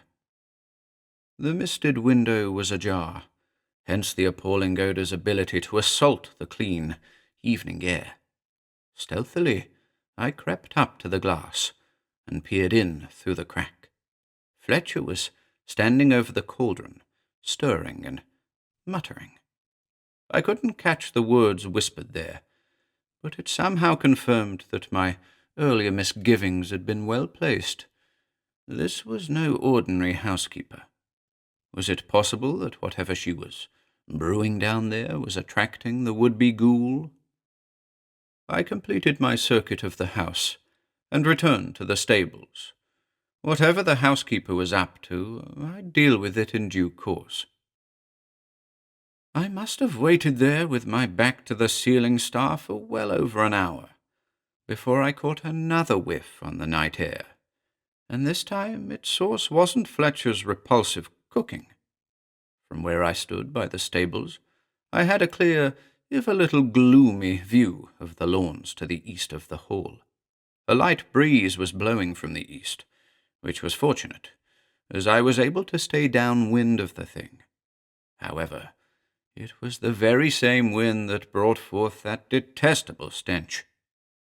I fixed my gaze upon the lawns in search of movement. Before long, I observed a crooked shape, the general outline of a man, but just as Mrs. May had described, a creature so hunched that it appeared to walk on its knuckles. The scent of that thing was appalling, chaps. The smell of mould and rot, the unmistakable odour of death. Aware of my need to remain hidden, I ducked into the adjacent stable and watched furtively as the thing approached the house. Just as I hoped, the creature picked up the scent of the beguiling powder and was soon following the trail in the direction of the stables.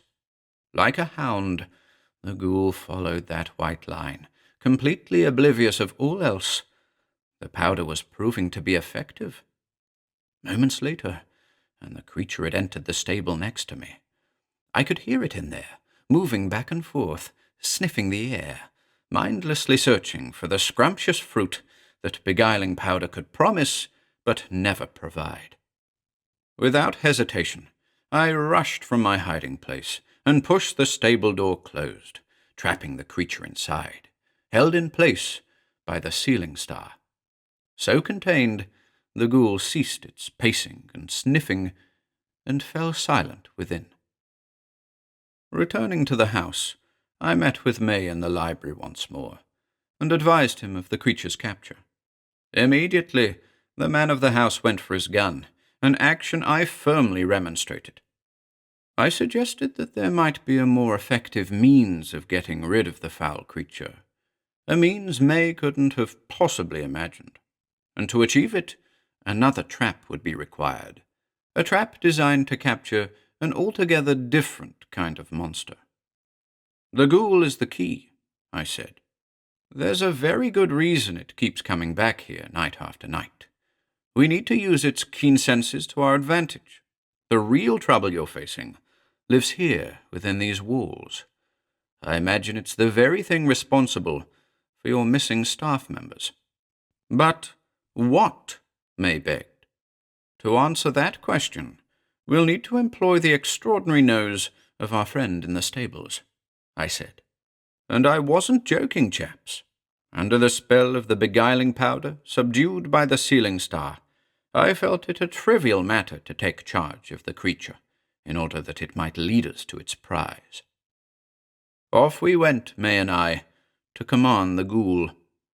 I must admit, I felt a little trepidation as I opened that door, but, much to my relief, The thing remained hunched and immobile in the middle of the small stable. It was then that May and I finally got a proper look at the being in our midst. What a sight, chaps! In most respects it resembled a man, in possession of the requisite limbs and digits, eyes and mouth, ears and nose. But every element was damaged, decaying. The skin about those limbs and digits was calloused and scabrous, oozing a strange jelly-like substance at intervals. The eyes were deep hollows, from which only one yellowed orb glared back.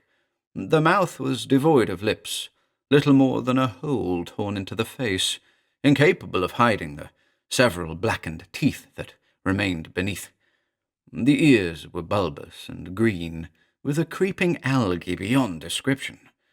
And the nose, that aquiline nose betrayed by charred, peeling flesh. To see that thing up close was to heighten the dreadful fetor it emanated. May and I were forced to cover our noses. Can you imagine what it was like? But, in spite of the horror we felt, the thing itself was really quite harmless. Even under the influence of the beguiling powder, the creature retreated into a corner of the stable as we approached, quietly whimpering with the aid of vocal cords incapable of articulate speech. Looking the creature square in its remaining eye, I withdrew the greenstone from my trouser pocket and spoke aloud the second line of the mandrake chant. You know, Jessup, the part concerned with domination. Instantly, the ghoul stepped forward, straightening its arched back somewhat. Thanks to that odd assembly of arcane expressions, the thing would no longer consider anybody in its presence a threat, at least for the moment. Wincing at both the sight and smell of the thing, I spoke to the creature directly. "Let us go," I commanded, confident that the simple being would continue to pursue its original goal. Moments later, the ghoul passed in front of me, and resumed its hound-like walk in the direction of the house. You should have seen the look on John May's face, chaps. Positively bemused he was, as, by the light of a partially obscured moon, we followed the strange creature across the yard separating the stables from the hall, and followed the perimeter of the building towards its southeast entrance.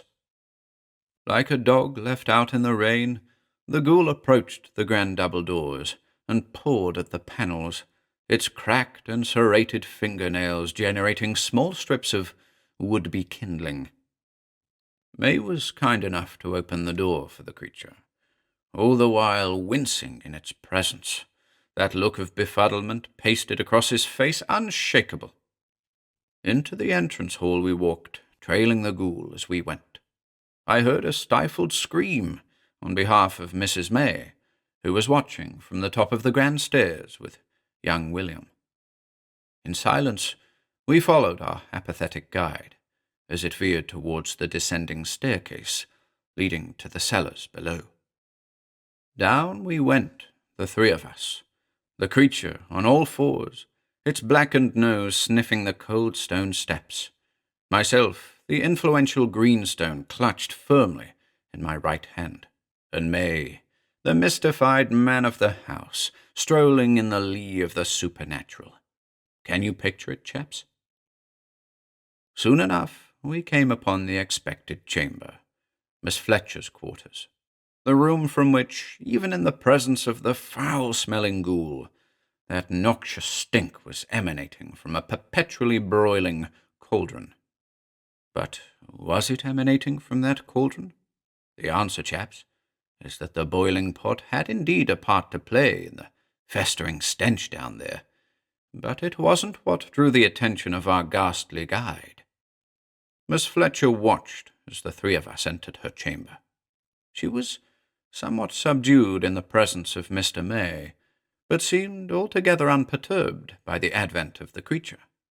I sensed that furtive vigilance again.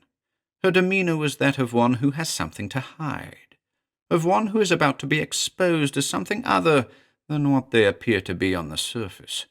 And it was the ghoul, the crawling, detestable thing from the deepest depths of the earth that would unmask her. The ghoul, relentless, moved past the festering cauldron and crept, hound-like, across the cold stone floor towards an alcove in the northwest corner of the chamber. Into the alcove it disappeared, and, moments later, scraping sounds were heard. I rushed over and saw, under the illumination afforded by a kerosene lantern just outside the alcove, that the creature had discovered a trapdoor. Again, my nostrils were assaulted by a combination of appalling odors: the steaming cauldron, the decaying ghoul, and whatever greater ghastliness lay beneath that trapdoor. But I have to tell you, chaps, I already had it figured out.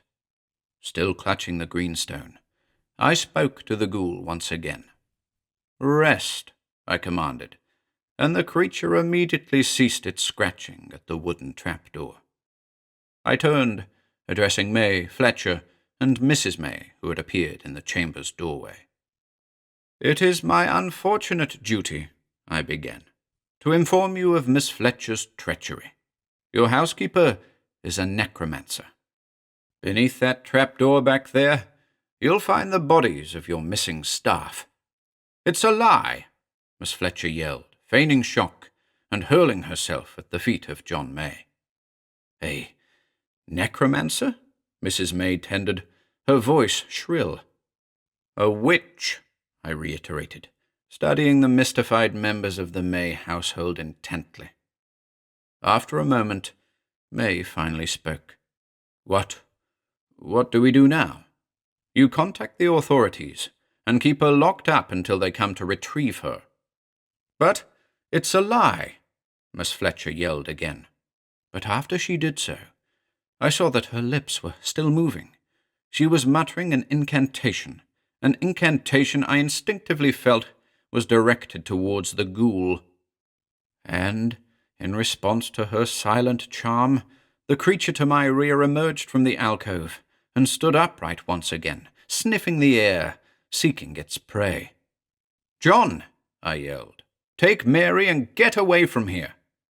But before May could react, the ghoul was sprinting across the chamber, directly towards him. I gripped the greenstone tightly, determined to bring the ghoul back under my command. But it was no use. The necromancer was far too powerful for my meagre recitations. May braced himself as the ghoul approached at speed. Mrs. May let out a devastating scream. Miss Fletcher, the witch, rose to her feet, a malevolent grin dividing her face from ear to ear. But her grin was premature. The ghoul leaped not at May, but at her. In a matter of seconds, the creature was at her throat, biting and tearing, chewing and drinking, the flesh and blood of the necromancer little more than a crimson jelly, staining the ghoul's pitiful hands and face. John May almost fainted. Mary May had backed up against the chamber door, her face white as a sheet. The witch's lungs gave out one last puff of air before she fell limp in the arms of the ghoul, dead. Sated and seemingly liberated, the strange creature leaped over the body of Miss Fletcher and bolted. As you can imagine, chaps, the three of us, May, his wife, and I, were immobile for quite some time before the reality of what had occurred before our very eyes began to register in our minds. Shortly afterwards, the police were called, and everybody in the house was subjected to quite the interrogation. The bodies of the missing, McCulloch, Dobson, and Thompson, were indeed found beneath the trapdoor in Miss Fletcher's chamber, and although we were spared sight of the poor creatures, I later learned that the three of them had been drained of blood and stripped of their vital organs, all of which, the evidence suggested, had been added to the queer concoction the necromancer was brewing in that giant putrid pot. Layman's tonic, indeed. What her ultimate goal was, I haven't been able to ascertain. May described her as the perfect housekeeper, courteous, punctual. He's having a very difficult time reconciling the unassuming, virtuous housekeeper with the malevolent witch he'd confronted in her ghastly subterranean lair. And there you have it, chaps, all in a day's work. Carnacki knocked out his pipe, marking the end of his yarn. And the ghoul? I asked. What became of it? Haven't a clue, Dodgson. I know that the thing hasn't been seen since. It was attracted to the bodies, you see. The only evidence that it was ever there at all is that putrid burrow by the ferns in the old Ghouls. May tells me they're having it fenced off. An odd type of creature, don't you think? Proffered Jessup.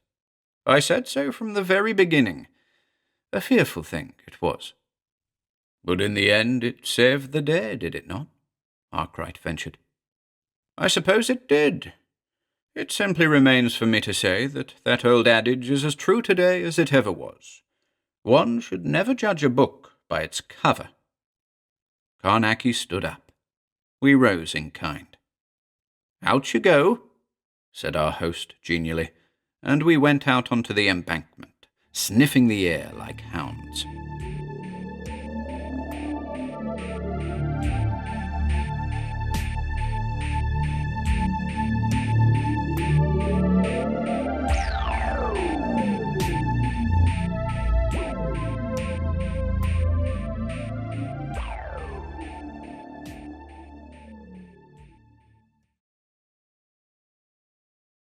The Grinning Ghoul by Robert Bloch.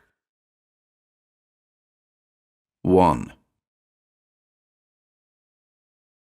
Fate plays strange tricks on one, doesn't it? 6 months ago, I was a well-known and moderately successful practicing psychiatrist. Today, I'm an inmate of a sanatorium for mental cases. In my capacity of alienist and physician, I have often committed patients to the selfsame institution in which I myself am now confined, and today, irony of ironies, I find myself their brother in misfortune. And yet I am not really mad. They sent me here because I chose to tell the truth, and it was not the kind of truth men dare to reveal or recognize. I acknowledge that my part in the matter led me to suffer a severe nervous breakdown, but it did not derange me. My story is true, I swear to it. But they will not believe. Of course, I really have no substantial proof to offer. I have never seen Professor Chopin since that eventful night last August, and my subsequent investigations failed to substantiate his claim to a post at Newbury College. This, however, only testifies to the validity of my statement, a statement which sent me to shameful confinement, to a living death which I abhor. There is one other concrete proof which I could give if I dared, but that would be too terrible. I must not lead them to the exact spot in that nameless cemetery and point out the passage that yawns beneath that tomb. No, it is better that I should suffer alone, that the world at large be spared the knowledge that destroys sanity. Yet it is hard for me to live like this, and to the drabness of my days my nighted dreams add endless torment. That is why I choose to set down this account. Perhaps the unfolding of my story will serve somehow to ease the painful burden of my memory. The affair began one day last August at my downtown office. It had been a dull vigil that morning, and the long, hot afternoon was nearly over when the nurse ushered in the first patient. It was a gentleman who had never consulted me heretofore, a man who gave his name as Professor Alexander Chopin of Newbury College. He spoke sibilantly, with a peculiar foreign intonation which led me to assume that he was not a native of this country.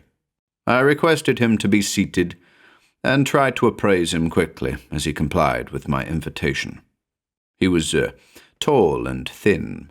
His hair was startlingly white, almost platinum, yet his general physique and appearance were that of a man of 40. His green, unwavering eyes were deeply set in a pale, protruding forehead, and were surmounted by long, jet-black brows. The nose was large, with sensual nostrils, but his lips were thin, a physical contradiction which I immediately noticed. The lean hands resting on the table were exceedingly small, with long, tapering fingers terminating in lengthy nails, probably cultivated for use in reading and reference work, I decided. His supple posture was akin to that of a panther in repose. He had the foreigner's ease and graceful manner.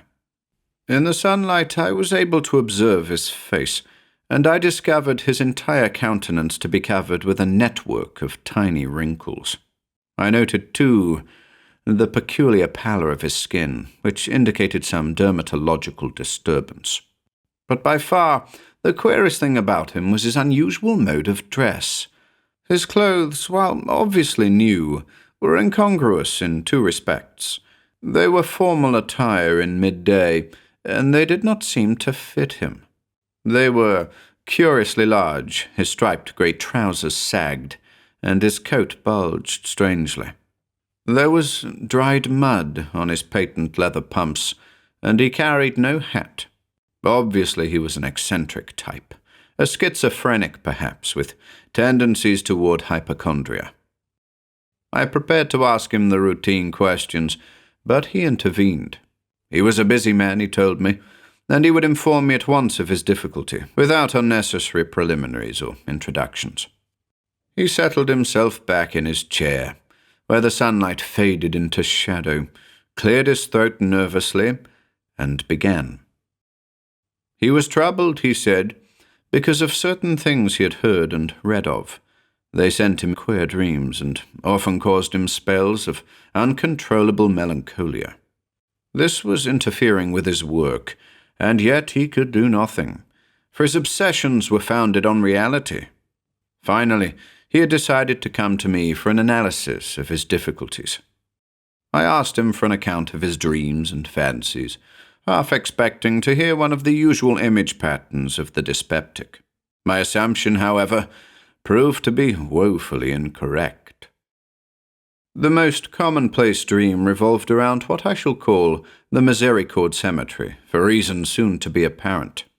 This is a large, ancient, half-abandoned tract in the oldest section of the city, which flourished in the latter part of the past century. The exact location of his nocturnal vision was in and around a certain secluded vault situated in the most dilapidated and archaic portion of the graveyard. The incidents of the dream always occurred at nightfall, beneath a waning and sepulchral moon. Fantastic visions seemed to brood somberly over the midnight landscape, and he spoke vaguely of half-heard voices that seemed to urge him onward as he found himself on the gravel walk that led to the doors of the tomb. His dreams usually began in this fashion, in the midst of a sound slumber. He would suddenly be walking up a tree-shaded pathway in the night, and enter this tomb by unfastening the rusted chains that barred its portal. Once inside, he seemed to experience no difficulty in guiding his footsteps through the darkness, but with uncanny familiarity would go at once to a certain niche among the biers. He then knelt and pressed a tiny concealed spring or lever set in the crumbling stones of the floor. A pivot would revolve at the base of the niche and reveal to him a small opening leading to a mouldering cavern below. He spoke here of the nitrous dampness that emanated from this passageway, and the peculiarly nauseous odors of the denser darkness that rose from below. Nevertheless, in his dream he was not repelled, but would immediately enter the chasm and subsequently descend a succession of interminably long staircases cut in stone and earth. Abruptly, he would find himself at the bottom. Then began another lengthy journey through endless labyrinthine caverns and charnel vaults. On and on he wandered, through cave and crypt, tunnel and abyss-burrowed pit, all cloaked in the blackness of immemorial night. Here he paused in his narrative, and his voice shrank to a shrill, excited whisper. The horror always came next. He would suddenly emerge into a series of dimly lighted chambers, and as he stood undetected in the shadows, he would see things. These were the dwellers that laired beneath, the ghastly spawn that ravened on the dead. They dwelt in nighted caverns lined with human bones and adored the primal gods before altars shaped of skulls. They had tunnels leading to the graves and burrows still farther below in which they stalked a living prey. These were the grisly night gaunts that he beheld in dreams. These were ghouls. He must have seen the look in my face, but he did not falter. His voice, as he continued, became very tense. He would not attempt to describe these creatures, save to say that they were very horrible to look upon, in ways peculiarly obscene. It was easy for him to recognize them for what they were, because of certain significant acts they always performed. It was the sight of these acts, more than anything else, which made him afraid. There are some things that should not even be hinted at to sane minds, and the things that haunted him nightly were among them. In his visions, these beings did not accost him, and were seemingly unmindful of his presence. They continued to indulge in eldritch feastings in the charnel chambers, or join in orgies without a name. But of this he would say no more. His nocturnal flights always ended with the passage of a vast procession of these monstrosities through a cavern still farther beneath, a journey which he would view from a ledge above. Shuddery glimpses into the realms below led him to recall tales of the inferno, and he would cry out in his sleep. As he watched that demon processional from the brink, he would suddenly lose his footing and be precipitated into the charnel swarm below. Here, his dream would mercifully end, and he would awake, bathed in icy sweat. Night after night the visions had come, but this was not the worst of his troubles. His real and besetting fear lay in his knowledge that the visions were true. Here I impatiently interrupted, but he insisted upon continuing. Had he not visited the cemetery after the first few dreams, and did he not actually find the very vault he had learned to recognize through his dreams? And what about the books? He had been led to institute some extensive research among the private volumes of the college anthropological library. Surely I, as an enlightened and educated man, must admit the veiled and subtle truths so furtively revealed in such tomes as Ludwig Prin's Mysteries of the Worm, or the grotesque black rites of mystic Luva Caraf, the priest of cryptic Bast. He had made some studies recently in the mad and legendary Necronomicon of Abdul al-Hazred. I could not refute the arcana behind such things as the banned and infamous fable of Nyarlathotep, or the legend of the Elder Sabbath. Here he broke off into a rambling discourse of obscure secret myths, with frequent allusions to such shadows of antique lore as fabled Leng, lightless Ken, and demon-haunted Nis, spoke too of such blasphemies as the moon of Yugurath, and the secret parable of Bayaguna, the Faceless One. Obviously, these incoherent ravings provided the key to his difficulty, and with some argument I succeeded in calming him sufficiently to tell him so. His readings and research had brought on this attack, I explained. He must not tax his brain with such speculations. These things are dangerous to normal minds. I had read and learned enough of such things to know that such ideas were not meant for men to seek or understand. Besides, he must not take these thoughts too seriously, for after all, these tales were merely allegorical. There are no such things as ghouls and demons. He must see that his dreams could be symbolically interpreted. He sat in silence for a moment after I concluded. He sighed, then spoke very deliberately. These things were all very well for me to say, but he knew differently. Had he not recognized the place of his dreams? I interjected a remark about the influence of the subconscious mind, but he disregarded my assertion and continued. Then he informed me, in a voice that quavered with almost hysterical excitement, he would tell me the worst. He had not yet told me all there was to know about what had occurred when he discovered the vault of his dreams in the cemetery. He had not stopped at this corroboration of his visions. Some nights ago, he had gone farther. He had entered the necropolis and found the niche in the wall, descended the stairs, and come upon the rest. How he managed to return, he never knew. But on all three of these excursions to the scene, he had come back and apparently gone to sleep. The following morning, he always was in bed. It was the truth, he told me. He had seen the things. Now I must help him at once before he did something rash. I calmed him with difficulty, meanwhile trying to hit upon a logical and effective method of treatment. He was obviously near to a dangerous mental lesion. There would be no use trying to persuade or convince him that he had dreamed the latter incidents as he had the former, that his nervous system had subjected him to sympathetic hallucinations. I could not hope to make him realize in his present state that the books responsible for his affliction were merely the mad ravings of disordered minds.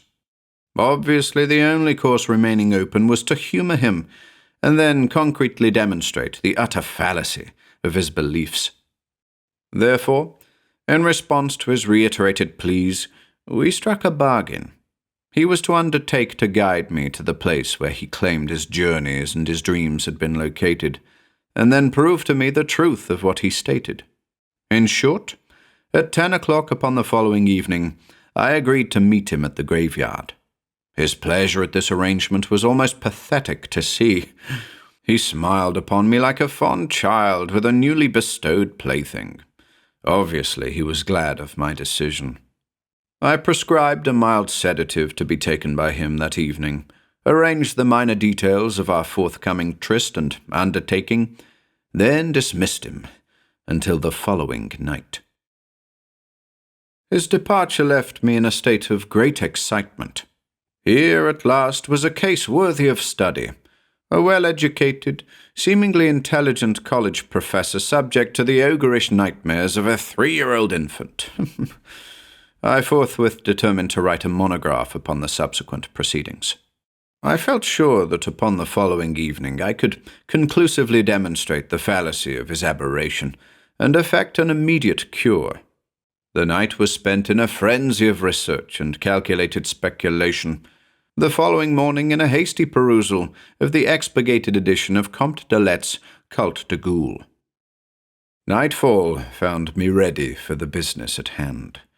At 10 o'clock, clad in hip boots, rough woolen jacket, miner's cap with candle in its brim, I was standing at the cemetery entrance. I felt fully prepared for the coming of Professor Alexander Chopin. Still, I must confess to an uneasy and inexplicable nyctophobia. I did not relish the unpleasant task to follow. Suddenly, I found myself anxiously awaiting the arrival of my patient, if only for the sake of companionship. He came at last, similarly attired, and seemingly in better spirits. Together we scaled the low stone wall surrounding the necropolis. Then he led me across the moonlit garden of graves and into the creeping shadows of a silent grove in the heart of the cemetery. Here, the tombstones leered crazily amid the darkness, and the rays of the moon fell not. Some atavistic dread caused me to repress an involuntary shudder, as my mind dwelt unbidden upon the fearful trafficking of the worms below. Ugh! I did not care to let my thoughts rest upon the grave earth, or the diabolic density of the encircling shadows. I was relieved when Chopin, unperturbed, led me at last up a long avenue of towering trees to the forbidding portals of the tomb he claimed to have profaned.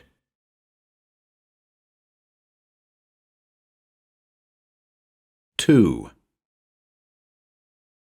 I cannot bear to dwell in detail upon that which followed. I shall not tell you of how we unfastened the chains that barred the tomb, or describe the grim interior of the mausoleum. It is enough for me to state that Chopin's promise was fulfilled, for he found the niche by the light of the candles we wore upon our miner's caps, found the niche and pressed the secret spot, so that the tunnel from below was revealed. I stood aghast at this unexpected revelation, and a sudden blast of fear stabbed my senses into unnatural tenseness. I must have stood gazing into that sable orifice for many minutes. Neither of us spoke. For the first time, I hesitated. No longer did I have any doubts concerning the validity of the professor's statements. He had proven them beyond the shadow of a doubt. Still, this did not mean that he was wholly sane. It did not cure him of his obsession. I realized, with a repulsion I could not then explain, that my task was far from ended, that we must descend into those nether depths and settle once and for all the questions yet unanswered. I was not prepared to believe Chopin's incoherent rigmarole about imaginary ghouls. The mere existence of a tomb passage did not necessarily tend to substantiate his other claim. Perhaps if I went with him to the termination of the pit, his mind could be put at rest regarding his singular suspicions. But, and I dreaded to acknowledge the possibility, just supposing there really was some malign, distorted truth in his story of what lurked and abided there below. Some band of refugees, fugitives from the law perchance, who might actually denizen the pit. Perhaps accident had led them to stumble upon this unusual hiding place. If so, what then? Still, in this event, something told me that we would have to go on and see for ourselves. To this inward prompting, Chopin added his vocal pleas. Let him show me the truth, he said, and I could no longer doubt. After that I would believe, and with belief alone could I help. He was begging me to go on, but if I refused he would have to take recourse in a police investigation of the place. It was this last point that determined me. I could not afford to see my name mixed up in a mess that involved such spectacular opportunities for scandal. If the man were mad, I could take care of myself. If not, well, we would soon see. Accordingly, I gave reluctant consent to proceeding, then stepped aside for him to lead the way. The opening gaped like the mouth of a mythic monster. Down we went, down a serpentine, slanting stairway in the damp stone passage that was chiseled out of solid rock. The tunnel was hot and humid, and upon the air was the odor of putrefying life. It was like a journey through the most fantastic realms of nightmare, a journey that led to unknown crypts beneath the corpse earth. Here were things secret to all but the worms, and as we continued, I began to wish that they might remain so. I was actually becoming panicky, though Chopin seemed oddly calm. Several factors contributed to my growing unease.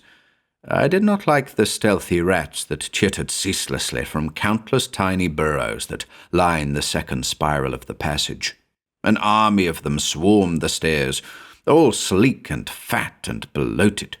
I began to conceive some peculiar notions as to the cause of that bloating, and the probable sources of their nocturnal nourishment.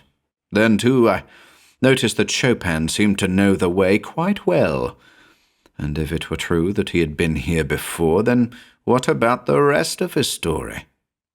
My eyes, glancing down the stairs, received still another shock.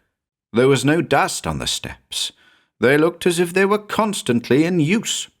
For a moment, my mind refused to comprehend the import of this discovery, but when at last it burst full-blown upon my brain, I felt suddenly stunned.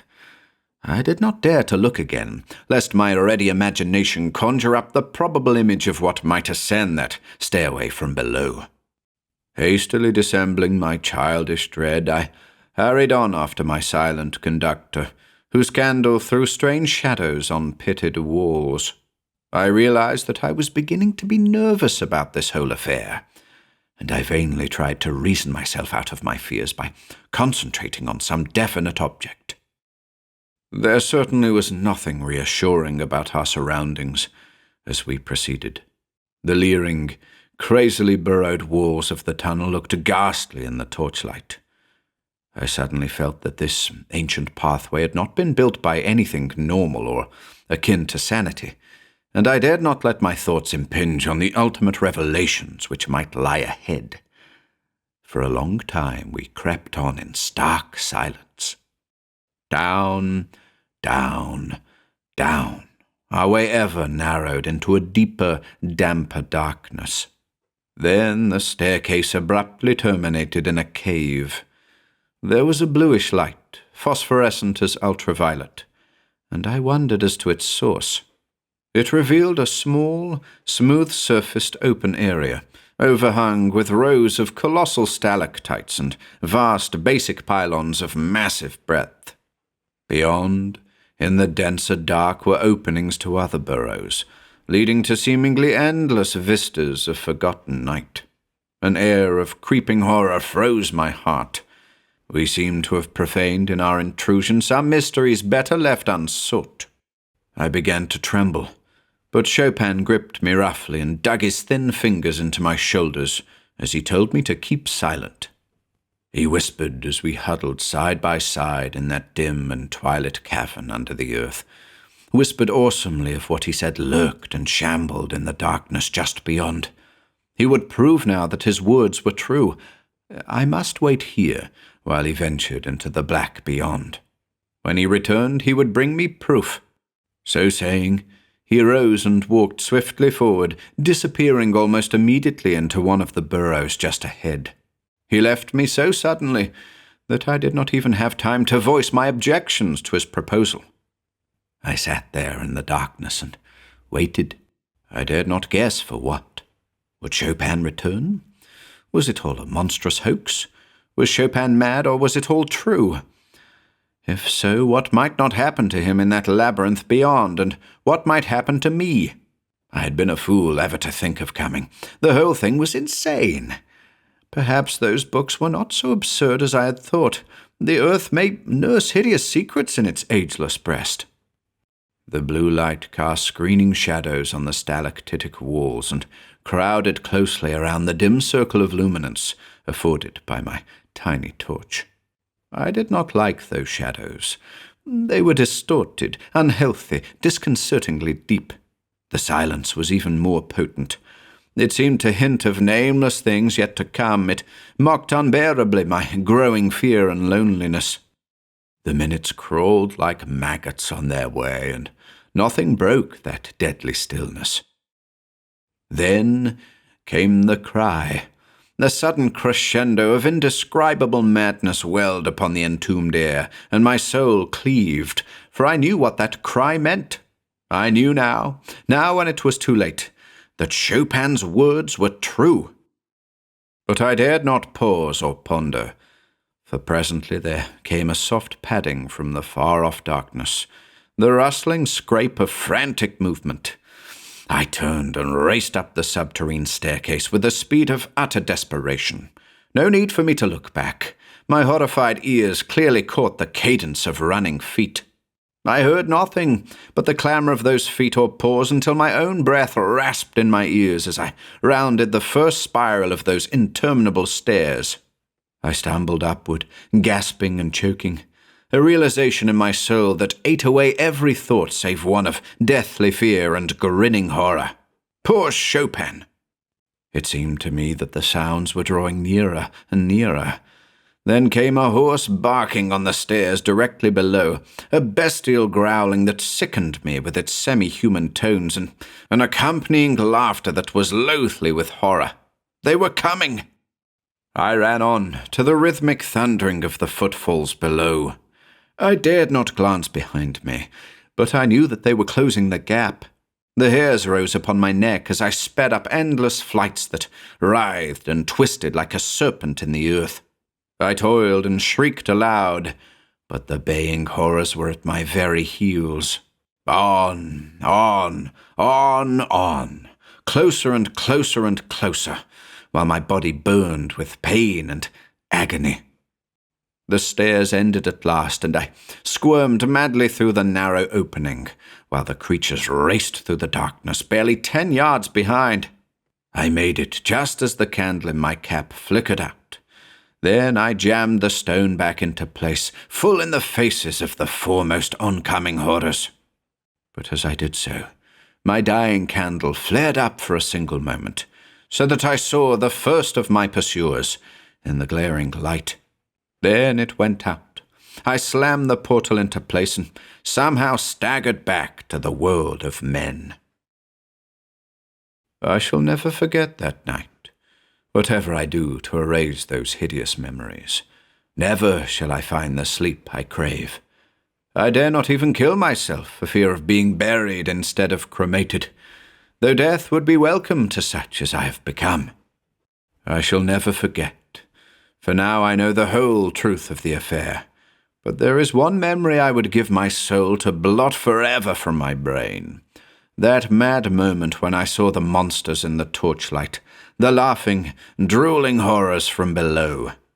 For the first and foremost of them all was the laughing, gloating monster known to men as Professor Chopin.